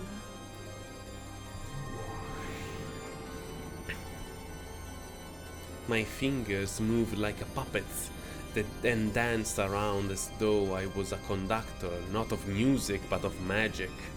I never knew that having my body move without my control could be so exciting. When Beato lifted my finger as if a string was attached to it, the keyring lying on the bed stood on end. Belne-san didn't notice, neither did Asne-san. They were fully occupied by their happy chat as they cleaned the room. I doubt that either of them could have dreamed that a witch was right behind them, readying herself to use magic. They could never have imagined that the keyring was doing a little dance right behind their backs. It was like an anime fairy tale I'd seen once as a kid. The happy way the key danced and spun made it look as though they had a will of their own. I could feel the fun of making those key dance with my fingers wash over me. Yes, this is pleasure. As I powerlessly watched the witch control me, I couldn't help but surrender myself to this new joy called magic. Oops, that's no good. If the whole ring disappears, my friend will be suspected again. All we need to disappear is, yes, just the key to this room. Beato controlled my fingers, controlling my magic, and thereby controlling the keys. The key ring slumped down on the bed, and then just the mansion's master key stood on end. Well then, what shall I do with this? Just erasing it would be terribly dull. So, why don't I throw it back into her locker? That way, you'll give my friend who's been working here with her the whole time a perfect alibi. Come, try to remember. Where have you been sleeping? Yes, it was a warm, dark place. The inside of Ben's locker.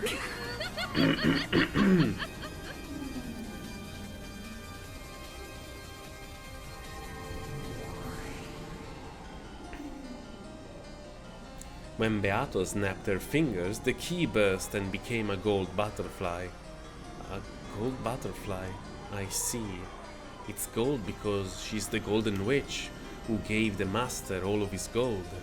And butterflies are scared of spider webs, so it's a gold butterfly. The minions of the witch Beatrice are gold butterflies. After flitting into the air, it burst into a shower of gold sparks and disappeared. Then the vanished key went to Belne's son's locker. Though it was far away, in the locker of the changing room, I had a vivid understanding of its new state. It wasn't by sight or by touch, it was by some other sense inside my heart, which couldn't be explained by the five senses. A completely new sensation that I never felt before. It was the completely alien concept called magic, a completely unknown pleasure that left me in a trance. It is done, my friend. I shall return this body to you.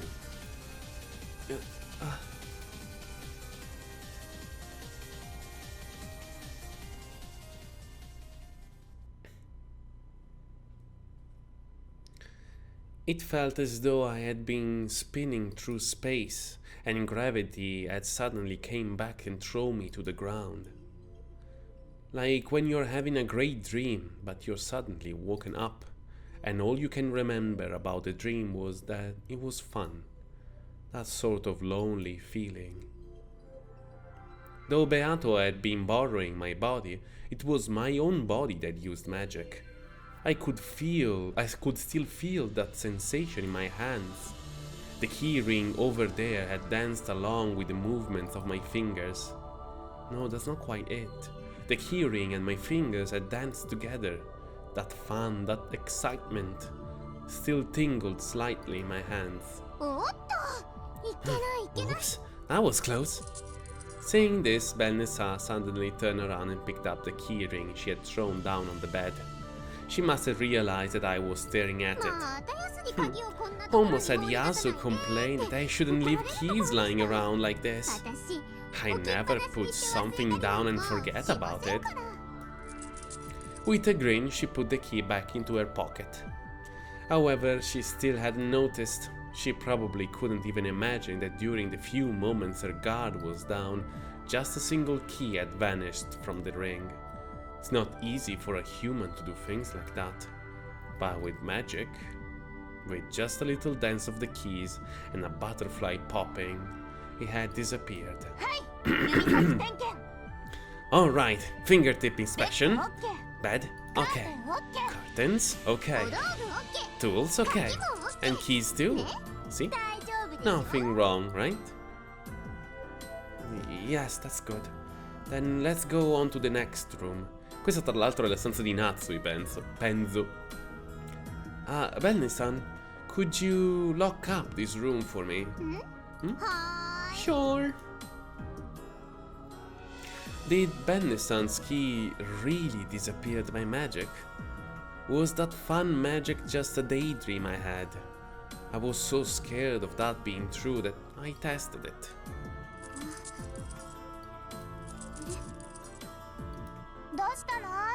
What's wrong? Why are you taking so long? Are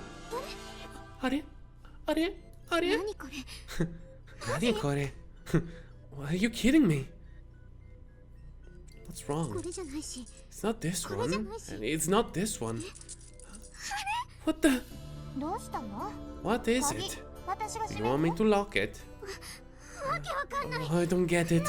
What's going on? My master key is gone. Just my master key is gone. Oh, why? This string is so stiff. There's no way it'd come off. I could faintly feel that tingling sensation in the tips of my fingers. E il resto della storia lo sappiamo già.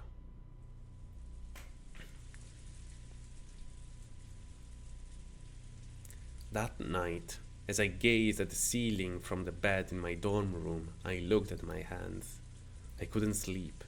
The excitement from the time those keys danced was still there in my fingers. Is this how witches always feel? I have a witch friend called Beatrice. She always she always used to pull pranks on me with her strange magic. Because I saw this all the time, I knew I thought I knew what magic was. But today, she had possessed my body and used magic with it. The cessation of magic that I finally felt at that time still held my heart entranced. It was a completely unknown pleasure. After all, with the movement of my fingertips, the key had danced on command. It was a mysterious, wondrous miracle of magic, something no human could do. I still couldn't let go of that excitement. Shannon, are you awake? Nani? What's up? Shannon was still awake. Shannon is always early to bed, early to rise. By getting to bed early, all of her weariness disappears by the next day. She lives a model life, one that all servants should respect and admire. If I wanted to become a beloved and respected servant like Shannon, I would need to act that way too. However, I had no confidence that I could do that anymore. I guess I can't become like you after all. どうしたの? What do you mean? 突然。This is a bit abrupt. You were my ideal, always. Yeah. At the gospel house, you were kind to everyone and loved by everyone. You always played with me, and you were my only friend. At the Ushiromiya mansion, you were a wonderful servant who would carry out any task flawlessly and gracefully. My idol and goal. That's what you were. Yeah. 一緒に頑張ろうよ。 Let's give it our all together. ほら、 As they say, perseverance prevails. みんなどんどん You're あなたを gaining 認めてくれて recognition る from よ。 everyone now. だから一緒に So let's aim to become wonderful servants together. 私、しおに辞める。 I'm done with being a servant. え? Huh? しおにより魔女の方が面白そう。 Instead of a servant, I think it'd be more fun to be a witch. 魔女って A witch? 何の話? What do you みん mean? なに愛されて頼りにされる使用人って、今ももちろん憧れるけど、でも今の私には魔女の方が憧れるの。A servant who everyone loves and relies upon is, yeah, still something I'd love to be, but right now, I want to be a witch even more. それは Well, that's... Shannon was confused. It was hardly surprising. All this about quitting as a servant was at least understandable, but she didn't know how to answer after hearing that her roommate wanted to become a witch. 魔女 A ベア witch! トリーチェ。 Beatrice. 今日ね、 You see, ベアトリーチェが私に乗り移って Beatrice 私 possessed の me 体を使っ and て used my body to do 魔法を使っ magic. たの。その時、 That その未知の世界 unknown に world felt so こうゾクゾクっとしたものを感じたの。それは後宮家の使用人に推薦されたことを知らされ It た was 時よりも far more thrilling than even the time I learned that I'd been selected as a Ushiromiya family 知 servant. らなかった世界を初めて知った It よう was な like learning about a new world, as though I'd been living in a world of darkness all my 世 life, 界をすべて知っ and ているよう thought な I つもり knew にな what って the world was 私は like, 初めて光を知った and finally learned what light was and saw the world for the first time. そんな喜び It was joy, excitement. At that time, Beato had only used my fingers, made a key ring dance, and turned a key into a butterfly before hiding it in a locker. But I had understood it with my body. If I had moved my fingers a different way, the ring could have flown into the air instead of just dancing, and could have turned into a scurrying lizard instead of a butterfly. I could have done anything. True, Beatrice's magical power was still weak. It had all happened in the little world behind the backs of the servants filled with the anti-magic toxin. However, inside that tiny, short-lived world, I could have done anything at all. Beato just happened to settle on making the key dance and turning one into a butterfly. But if she wanted to, she could have done anything else. The endless sensation of that free, unrestricted power, I could still feel it in my fingertips. Could it be that, along with that sensation, a sliver of that magical power might also remain? I can tell. It's still here. There's still just a bit of it there. Along with that sensation, I can do it. I can still do it.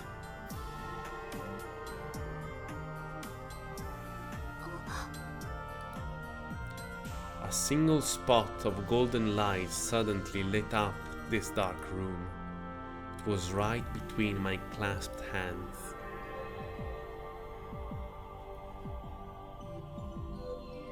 When I slowly opened them, I could see a single dot that sparkled gold. What is? Shannon didn't know what that light meant. How could light appear in front of a palm of my hands?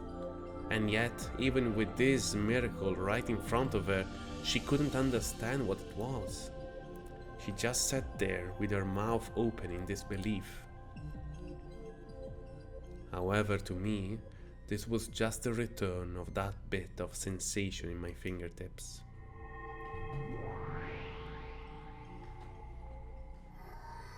The golden dot spread out and became a small gold butterfly. It flapped its wing and scattered gold sparks around like Tinkerbell. To Shannon, it probably just looked as though a gold butterfly was flapping its wings. Of course, that alone was a miracle that she could hardly grasp. But to me, it was like a remote-controlled plane in the shape of a butterfly. I could control that gold butterfly however I wanted. Not clumsily with threads. I could make it flap, dance, play through the air as I wished. I was taking a walk through the air as that little butterfly. The golden glint of it pierced darkness of the small room as it danced about freely. It was an entrancing pleasure. However, that sensation in my finger began to weaken. I could tell that the few magic butterfly scales left in my fingers were going away.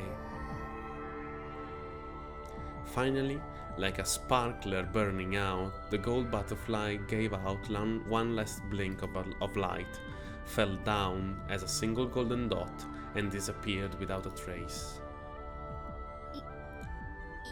What on earth just happened? This is magic. It's really fun. Magic. Yeah, magic. I was able to use it just now because there was still a little left in my fingers. But if I become a real witch, I'll be able to use it whenever and however I wanted, to do anything. Now that I've learned how fun this can be, I don't want to go back to being human. Being a servant is just too boring. So I'm going to become a witch.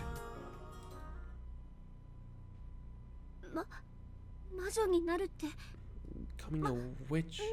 Wait! I have already made my decision, Shannon. It's been fun. I give you this room.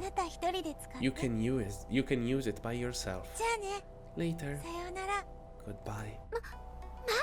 Wait!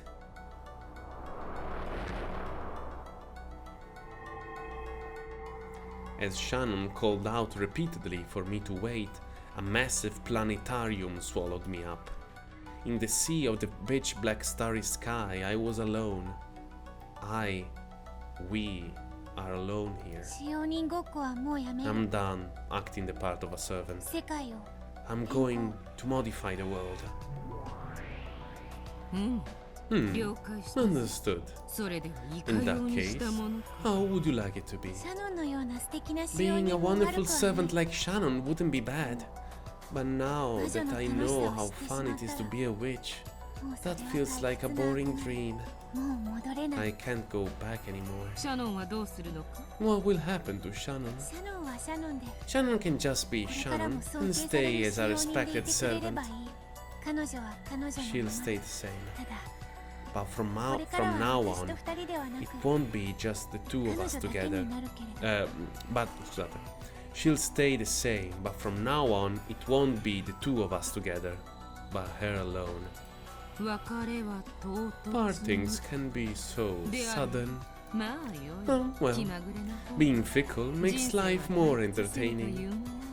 されば Then, what will you do instead?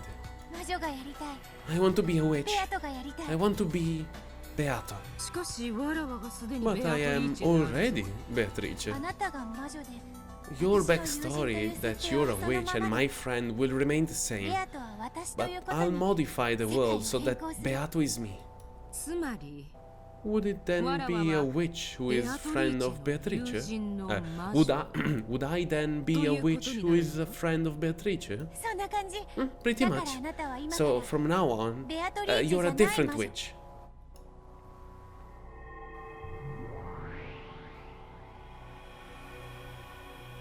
わかっ Very た。で well. は Then, わらわ what の will be 新し my い名 new 前は name? 何とする。ふさわしい名前が思いつく I'll ま put で that on hold until I can think of one. しばらくは名なし You'll で be nameless for a ごめ while. んね Sorry about that. よいよ。 Worry not, worry せ not. っかくの名前だ。 It will be my name. It is to be my name after 熟 all. 考してもら You われ had ば困 better ると take いう your もの。 time and think carefully about it. あなたはベアトリーチェが幼く You'll be Beatrice's friend as You'll be Beatrice's friend as she had since she was young and couldn't use magic yet. 私のものを隠したり It して started with からか you っていたこと hiding が my things to 縁の tease me. 始まりなるほ I see. ど。それがやがて And when Beatrice finally learns magic, I become a friend on an equal footing with her. ではわらわ So, は I should act like a big sister sort of friend. そんな感じ Yeah, like that. 喋り方 What should we do about how we talk? ベアトリーチェの一人称 It は seems that Warawa has become firmly established as the way Beatrice refers to herself. そなたに譲るか。 Should I relinquish that to you? Yeah, わらわという言 that 葉 haughty 遣い way of speaking with Warawa will be mine.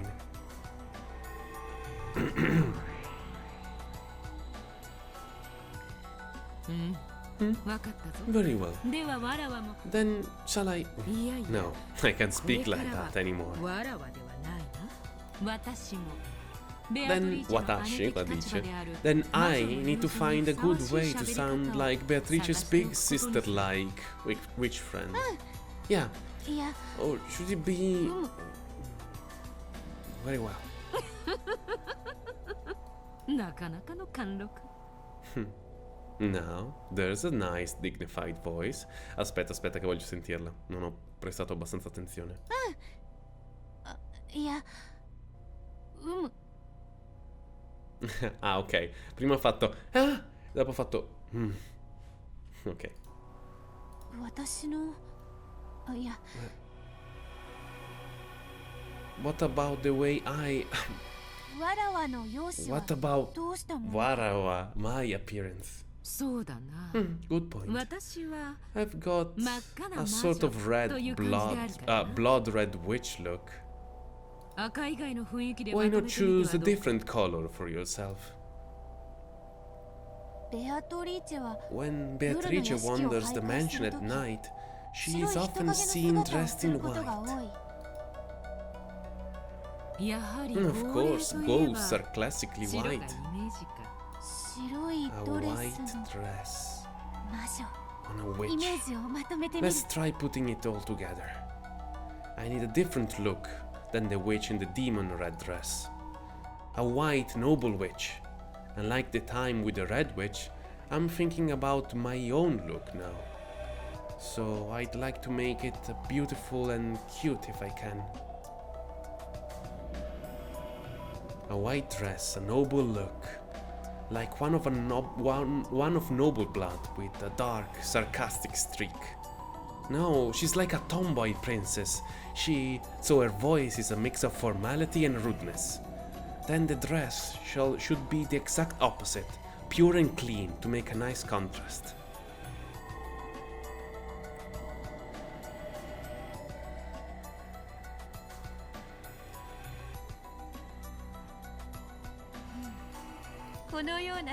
How does this form suit me?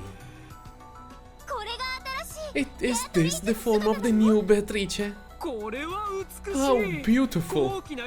Just like a noble princess. I've taken a liking to this form. Not bad at all. Looking good. That's wonderful, Beato. I like it. I truly do like this form.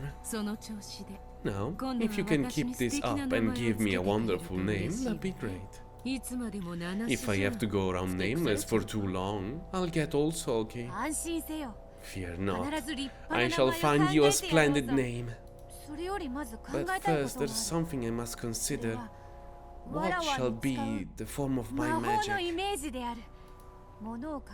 Hiding objects and transporting them instantaneously is your theme, so I must think of my own particular theme of magic. When I use magic, gold butterflies will flit about. I'm not backing down on that part. Splendid. Just perfect for the Golden Witch. Then the weaknesses such as spider webs and the sacred mirror in the shrine will also go to you?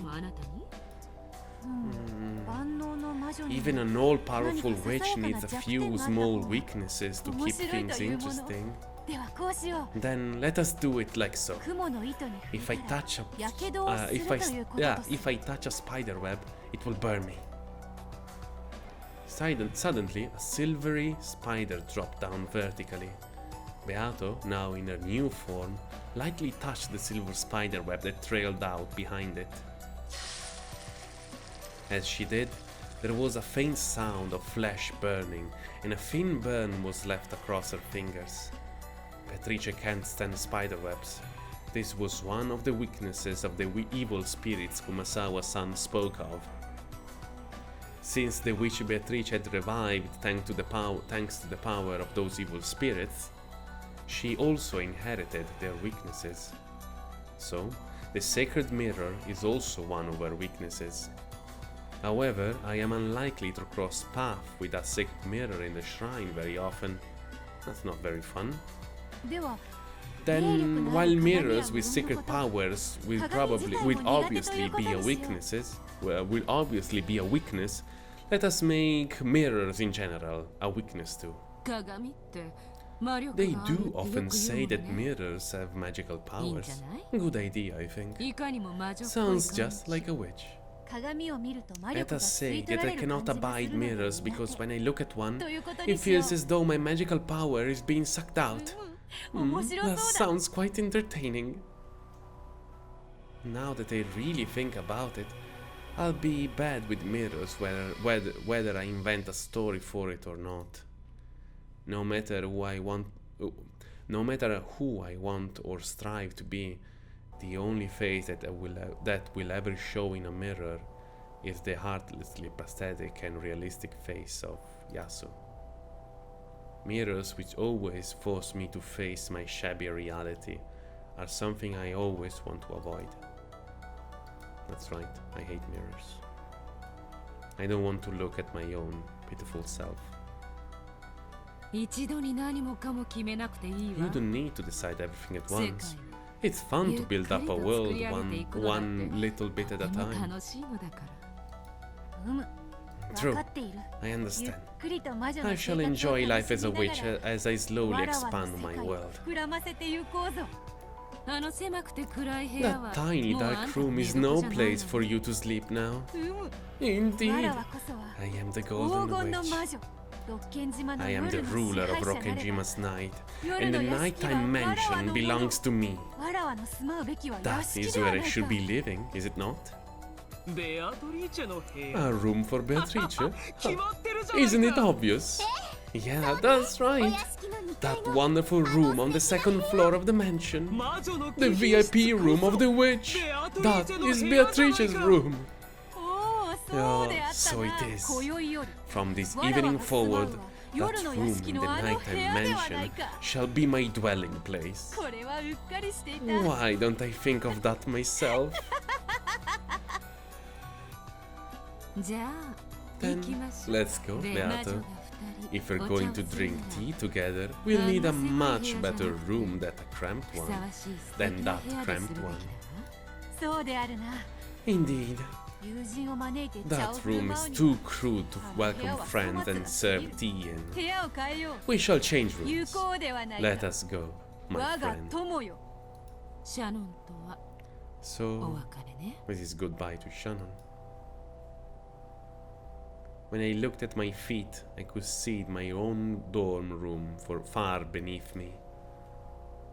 I could see Shannon, who had dashed up to the bed and lay on it, and had been saying, "Wait!"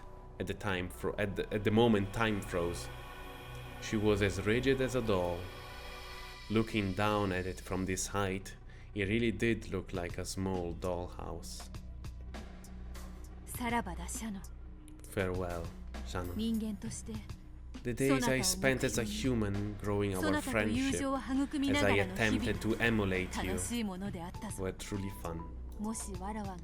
I had never learned the joys of magic and awakened as a witch. Scusa, if I had never learned the joys of magic and awakened as a witch, everything would have doubtlessly have remained as it was.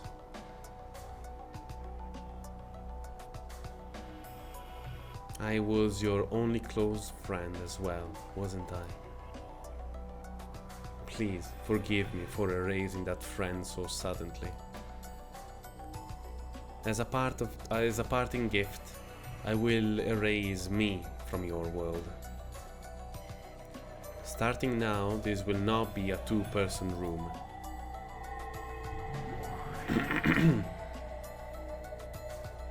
It will be a single-person room with just you in it.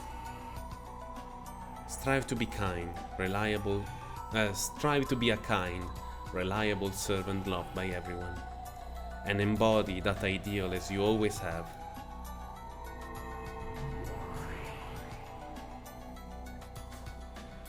Yasu, the stupid, clumsy servant who lost things all the time, no longer exists.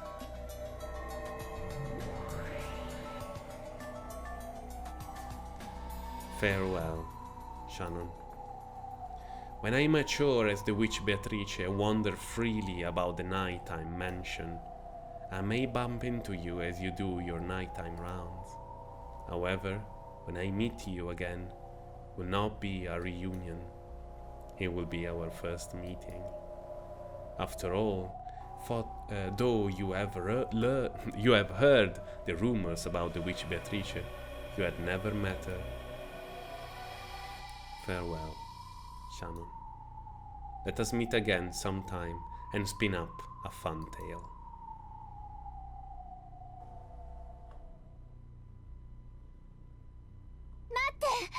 Wait!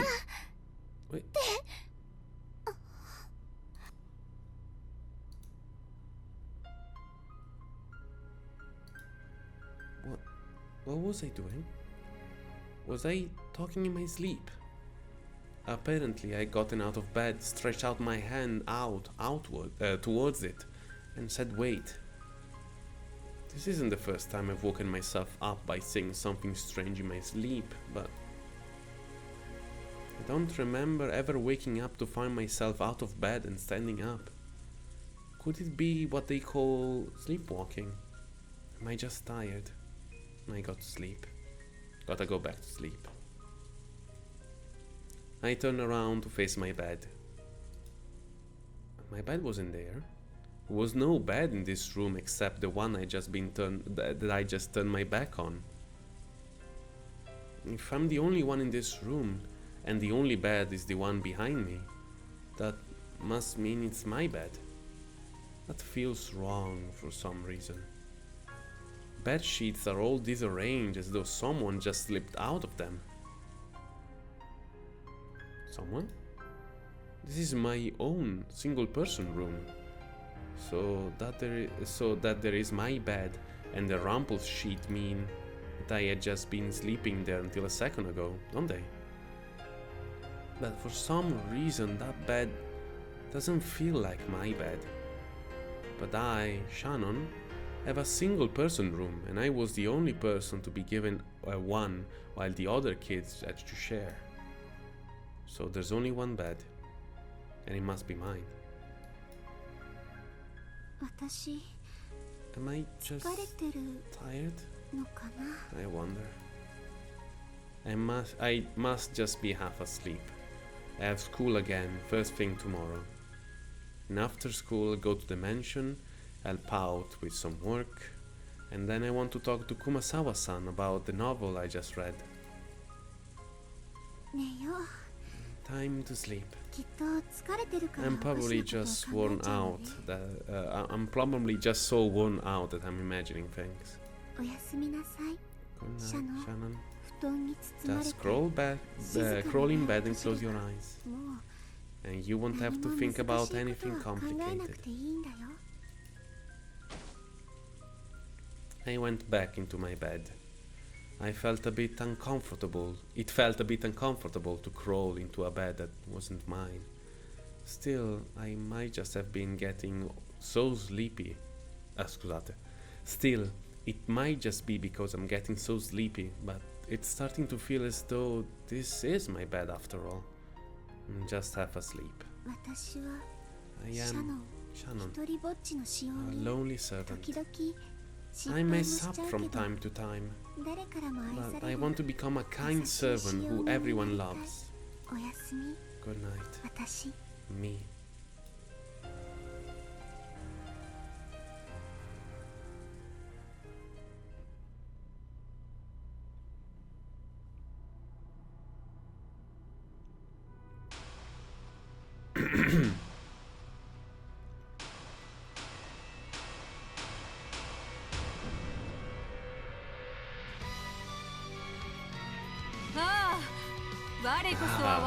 I am one, yet many.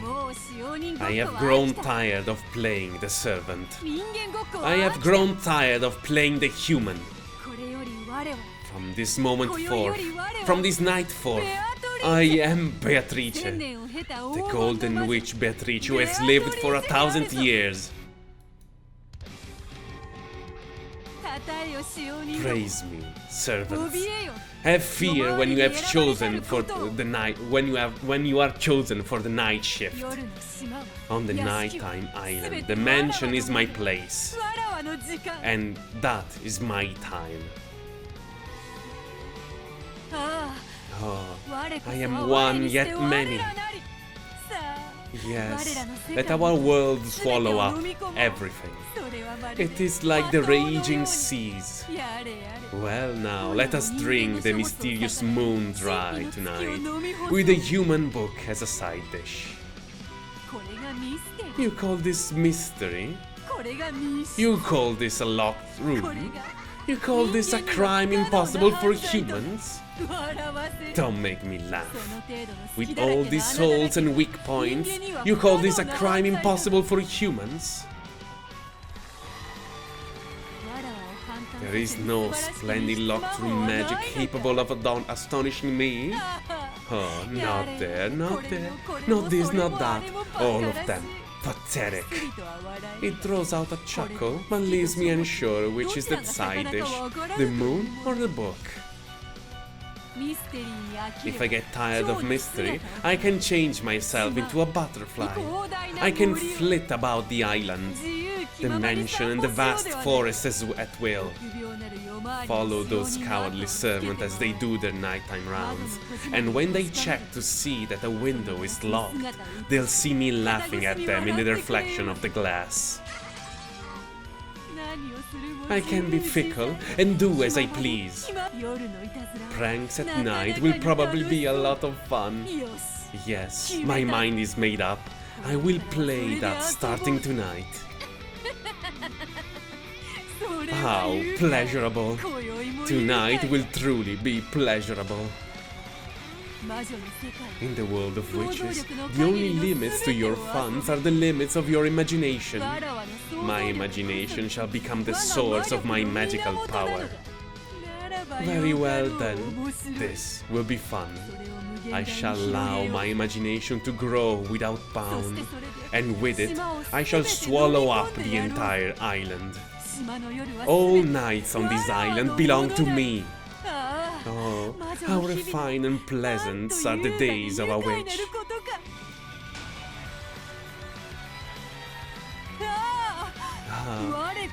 I am one, yet many.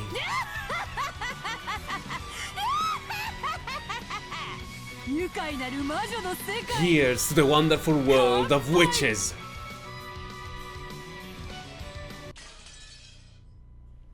Peak. Absolute cinema.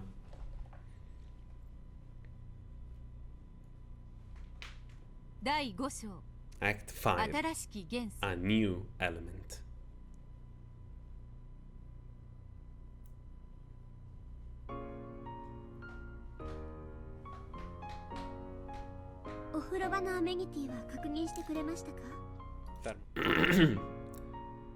Did you check the bathroom amenities?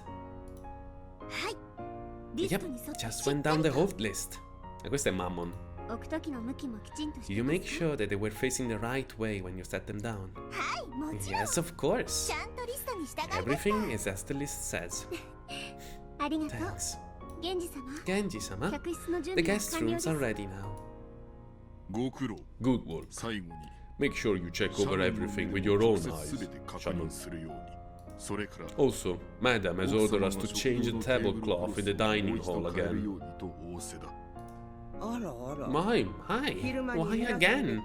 When we all worked so hard to change it earlier today. The color of the tablecloth simply does not fit. Once I saw it against the backdrop of the room, I could see it matched terribly. We should use a different tablecloth. Oh, and did you make sure to clean the chandelier in the parlor, correct? Last time, Eva-san looked up and said, "Oh, is that dust or even a cobweb?" That incident must never be repeated. Do not worry. It has been already carefully cleaned and checked.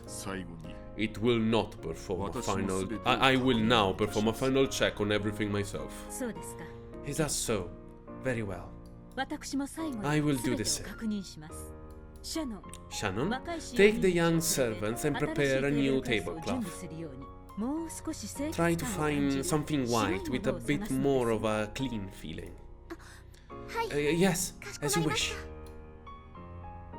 Natsui was even more high-strung than normal and walked about barking orders here and there. Even though the sky was beginning to get dark, the servants moved hurried about. Tomorrow will be the annual family conference. It wasn't particularly rare for the siblings' individual families to visit the island, but this was the only time that they would all come together. It was the most important day of the year for both the Ushiramiya family and the Rokkenjima. Natsui, who was short-tempered and on top of being high-strung, kept issuing orders one after another, only to later change her mind and ask for the work to be done again, keeping the servants busy until late into the night. Shannon now had many years of experience, and Natsui had put her in a position of responsibility, which meant that she was frequently called over to be given all kinds of strict orders. So, when Shannon finished her shower and lay down on the bed in the servants' quarter, she fell into a deep sleep almost immediately.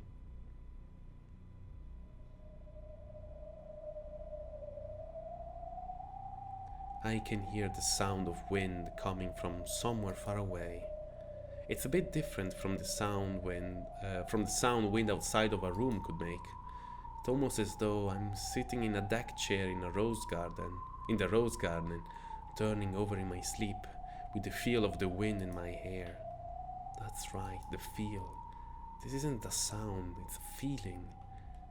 Then is this a dream? Just as I was about to accept this theory, I thought I heard someone talking to me. My. It seems the work of a servant is just as boring as it ever was. Not only boring, but difficult, strict, constraining, joyless. All you get in return for your years of service is some level of respect from the newer servants. And even that is far from sufficient to repay you for all the hard work you've done. もういい加減 No, 飽きはせぬか tire. その生活に Do you not tire of such a life? What? Who? She wasn't just imagining someone talking to her. She was shocked to find that it was real. When Shannon opened her eyes, she gulped.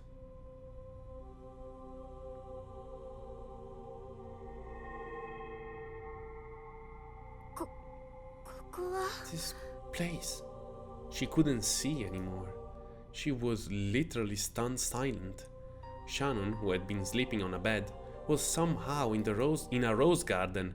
However, though this rose garden somehow resembled the rose garden on Rokkenjima, it was also completely different. After all, the roses were golden. Not only the flowers, but the dancing butterflies too. It was a golden rose garden of mysterious beauty. Somehow, Shannon was sitting in the chair under the arbor. It was as though she'd taken a nap there and woken up from a dream. But it felt strange. Is this rose garden a dream?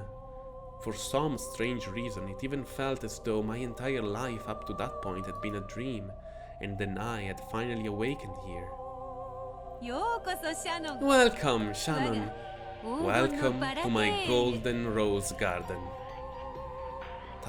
There was that voice again. Shannon looked around to find who it was. As she did, a gold butterfly landed on the seat across from her and instantly created a human form.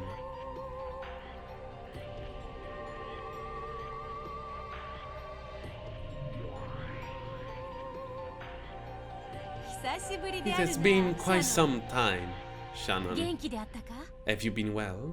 まあ元気であったの Of course, I know already that you わらわ have. は毎日 After all, I そ have なたた been ちを watching 観 over 察している you のだから every day. This woman laughed as though she was an old friend of Shannon's. However, Shannon obviously didn't remember this strange golden rose garden. And she didn't remember this person's face either. そうだったな Indeed. そなたはわらわ You を no longer も remember は me. や覚えてはおらぬのだったな私はあなたを忘れて Have いる I のですか forgotten about you? ごめん If なさい so, please forgive me. 謝るには There is 及ば no ぬ need to apologize. そのようにしたの I だから made you that way, そなたの so it 罪で is はない no sins of yours. 名乗ろ Allow me to introduce myself. うわらわは I am the 黄金の Golden 魔女 Witch, Beatrice. ベアトリーチェ Beatrice-sama? The benefactor of the Ushiramya family, whom the masters always speaks of. そのベアトリーチェでは Not ない that ロッケ Beatrice. ン島の I 夜を am 支配する Beatrice the Golden Witch, 黄金の the 魔女 one の who ベアト controls リーチェである Rokkenjiman's night. そなたが日々経 I 営 am を the する other master of the 館のもう mansion, 一人の the one 主 you である always pay homage to. あなたが You ベア are トリーチェ Beatrice-sama? 怯えす You need not わら fear. わとそなた The が two of us used to be friends. No, roommates, did we not? わらわはそな At たに what 憧れ time I idolized you, and Hi. tried to be the best servant I could. 私はずっと一人部屋 I've で always had a single person room, so I couldn't have had a. 別れの時 When we last そなた parted, の記憶を I 奪っ stole away your memory. たしかし However, わらわ I は have そな not たとルームメイ forgotten トだっ that た we こと were を once 忘れぬ roommates. そして I also そなたとの remember 友情を that I was the one わら who わの方が destroyed our 一方的に friendship 破棄し and left. だからこそ So, 一 as 人 to の not そな leave た you に alone 悲し in み your を与えぬため sadness, に I erase all of your memories of the very world of your and the very world of our days together. You do not need to understand, but believe this. I have not called you here to do you harm. Isn't this inside one of my dreams? You may think of it that way. Strictly speaking, I beckoned your soul to my garden while you were sleeping, to invite you to be a resident of this world. Beatrice snapped her fingers, and a storm of gold butterflies all rose up around the rose garden.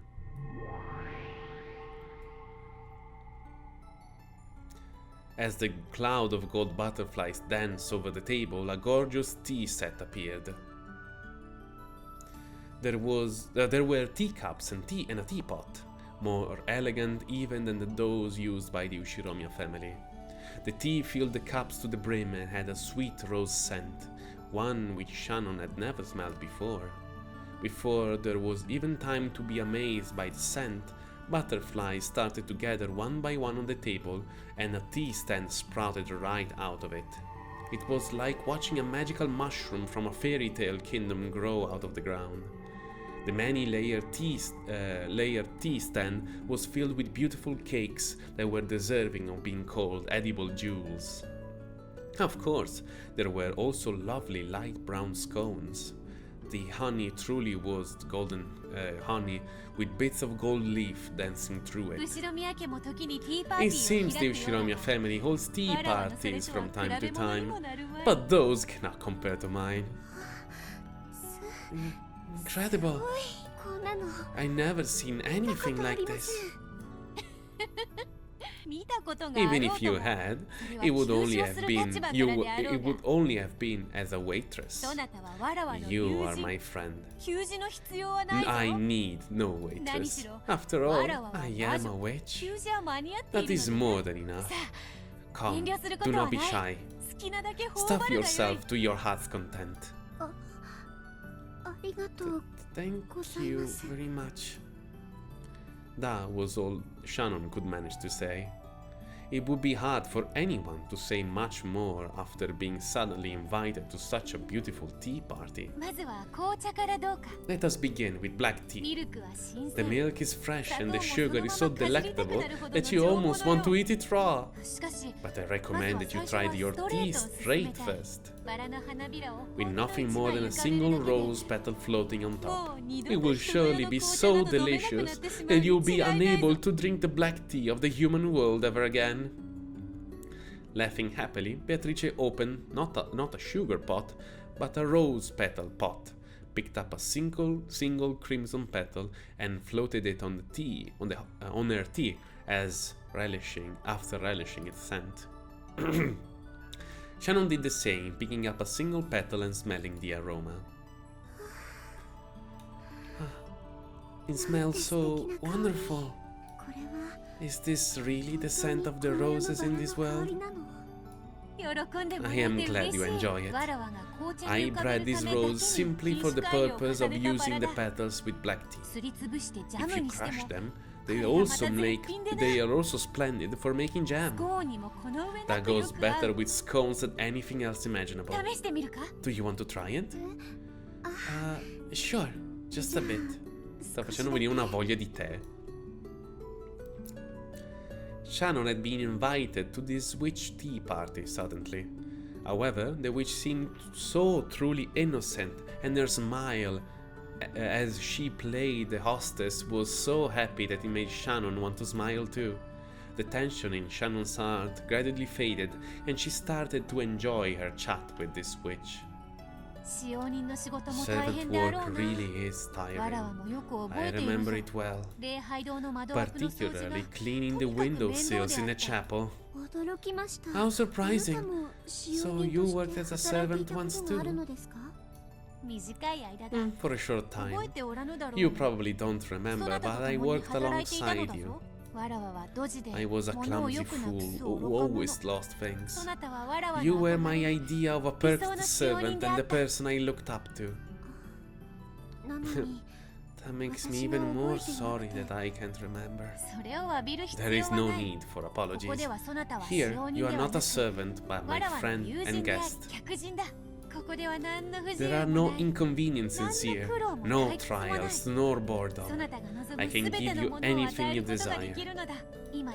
That is how much power I currently possess. I wanted to let you know that I have now reached this level. I can't believe you've given someone as ordinary as me such wonderful treatment. Thank you very much. Think of it as a reward for all those painful days you have withstood. Come, gold butterflies. Do not bore my friend. Show her a little dance. When you have done that, allow me to call the band to perform any song you would like. And if you tire of that as well, my refined familiars will show you magic without tricks. Fear not, for time is endless here, and I can grant your wishes endlessly. My tea party has no end. In a truly good mood, the witch told Shannon several strange stories. They were all stories Shannon had never heard before. Very interesting stories. They were all odd, bizarre fairy tales. Shannon felt as though she had become Alice in Wonderland. The time she spent at this tea party was wholly strange, pleasant and relaxed. No, at this tea party there were no hands of a clock, so the time passed like Sunday morning when you can wrap yourself in your blanket for as long as you want.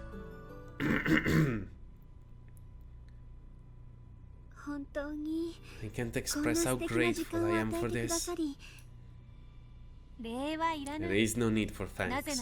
In the human world, words of thanks go along with words of farewell, do they not? There will be no end to this tea party, so there is no need for thanks either.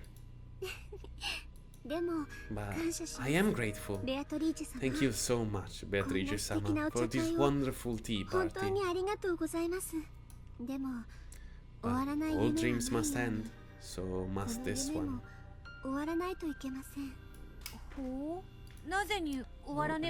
Why must they end? Because I have to get up early tomorrow. If I stay here talking too long, I'll sleep in. And Madame will give me a good scolding.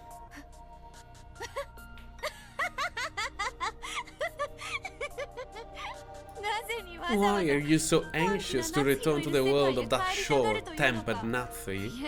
Really now? Are you really saying that you want to return to the human world, where it's all work and no rewards? But I am human. I can't impose myself on you forever. Shannon, it seems that you do not understand. I invited you here, but I have no desire to chase you away again. Here, time is eternal. You are not obligated to say farewell. I will never tire of enjoying tea with you. On the contrary, it is quite agreeable to have you to talk to. I'm grateful for your words, but I am human. I must return to my own world.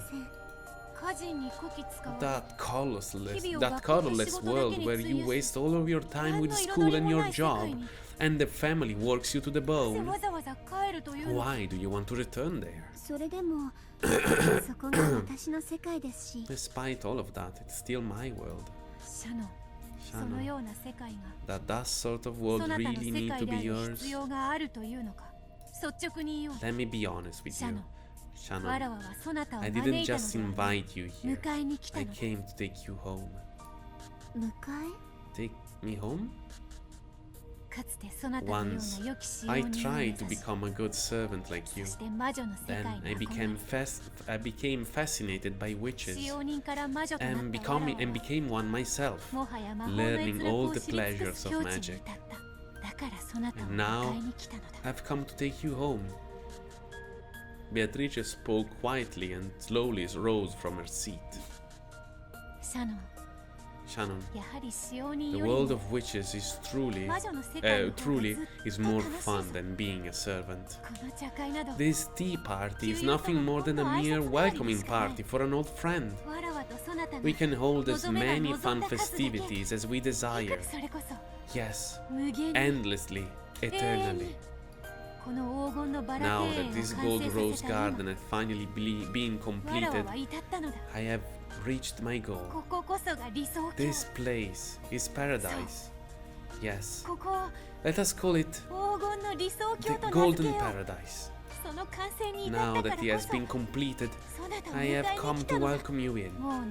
There is no need for any inconveniences, any perseverance or hard work. Here, you and I can enjoy ourselves for all eternity. It will be like a never-ending fairy tale. I am truly grateful for your splendid proposal. However, I need to go back to my original world. Why? Because this isn't my world.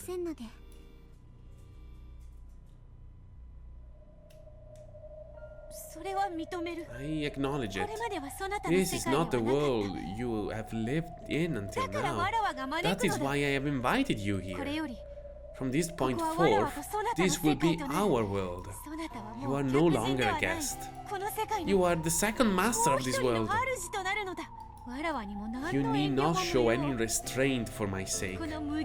We simply live in this endless world like we once lived as roommates. I regret that I have no memory of that time. However, I have to turn down your invitation. Why? What responsibility do you have to the world of humans?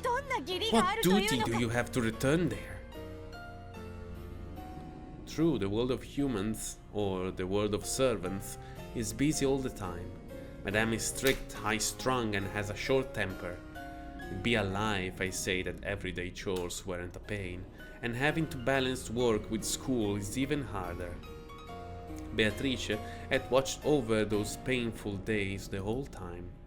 She had seen those constantly tired shoulders heave in a sigh many times.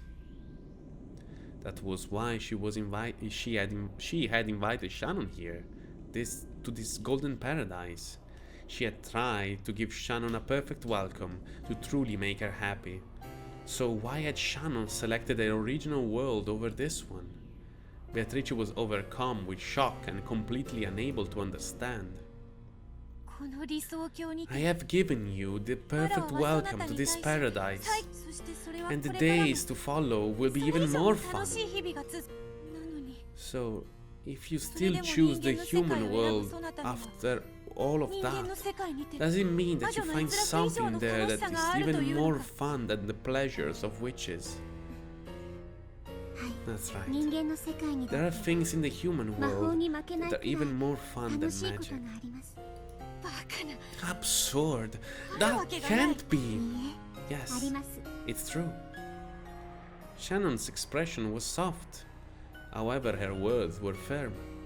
There was something wonderfully alluring in the human world, and that something was apparently not in this paradise, which was supposed to have everything just as they wanted it. Absurd. I don't understand. I don't understand. As Beatrice muttered, she shifted restlessly several times. However, no matter how often she said it, Shannon's smile did not falter, and Beatrice couldn't think of an answer. In that case, it's time for me to leave. Your tea was truly delicious. I don't understand.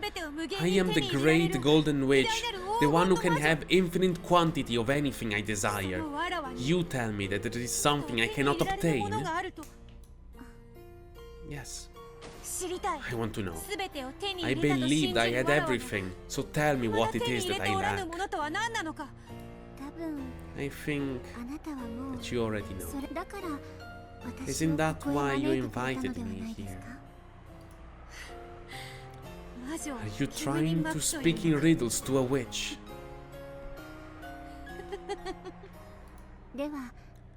Then, that's all for now then. I can't live here, but I would be glad to come over whenever you want. Whenever you invite me for tea. I won't call for you again. I have no fear of that. Beatrice snapped her fingers and Shannon popped out of existence. She had returned Shannon's soul to the dream of her original self. Although people have many dreams in a night, they can remember none of them. The tea party in this paradise would mix in with many other dreams and vanish. The next morning, Shannon would not remember this tea party. However, Shannon's cup remained here. The witch who had lost her guest and was standing alone looked all the more lonely. The witch dug her fingernails into the tablecloth. That grimace as she bit the lower lip made it clear that she still haven't solved the puzzle Shannon had left behind. Richie, there is no need to worry about it. Above Shannon's empty seat, a black hole opened and the owner of that voice fell out of it. Do not worry. How could she say that with such certainty? Maybe she just wanted to get back to sleep quickly, since dawn is coming soon. What pleasure could Shannon know that I do not? What is this something that cannot be found in the human world? That can be found in the human world, but not in my paradise? I don't understand. I want to know. Thinking about complicated stuff will just fuel your headache. I can be of service in Shannon's place. Let's enjoy a tea party together. I'm no longer in the mood. I am bored of having tea parties with you. Huh, she's cranky. The witch shrugged and left, and then took a bite out of a scone. She then blew on it, and it swelled up into a balloon before finally popping. Golden ribbons and butterflies flew out, but Beatrice didn't appear to notice. Just what is it they do not possess? What?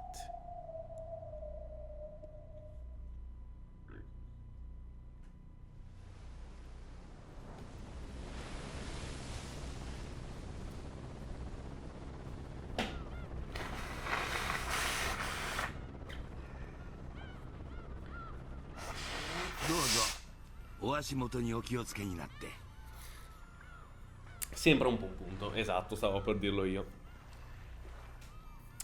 Mi sembra un buon punto per concludere.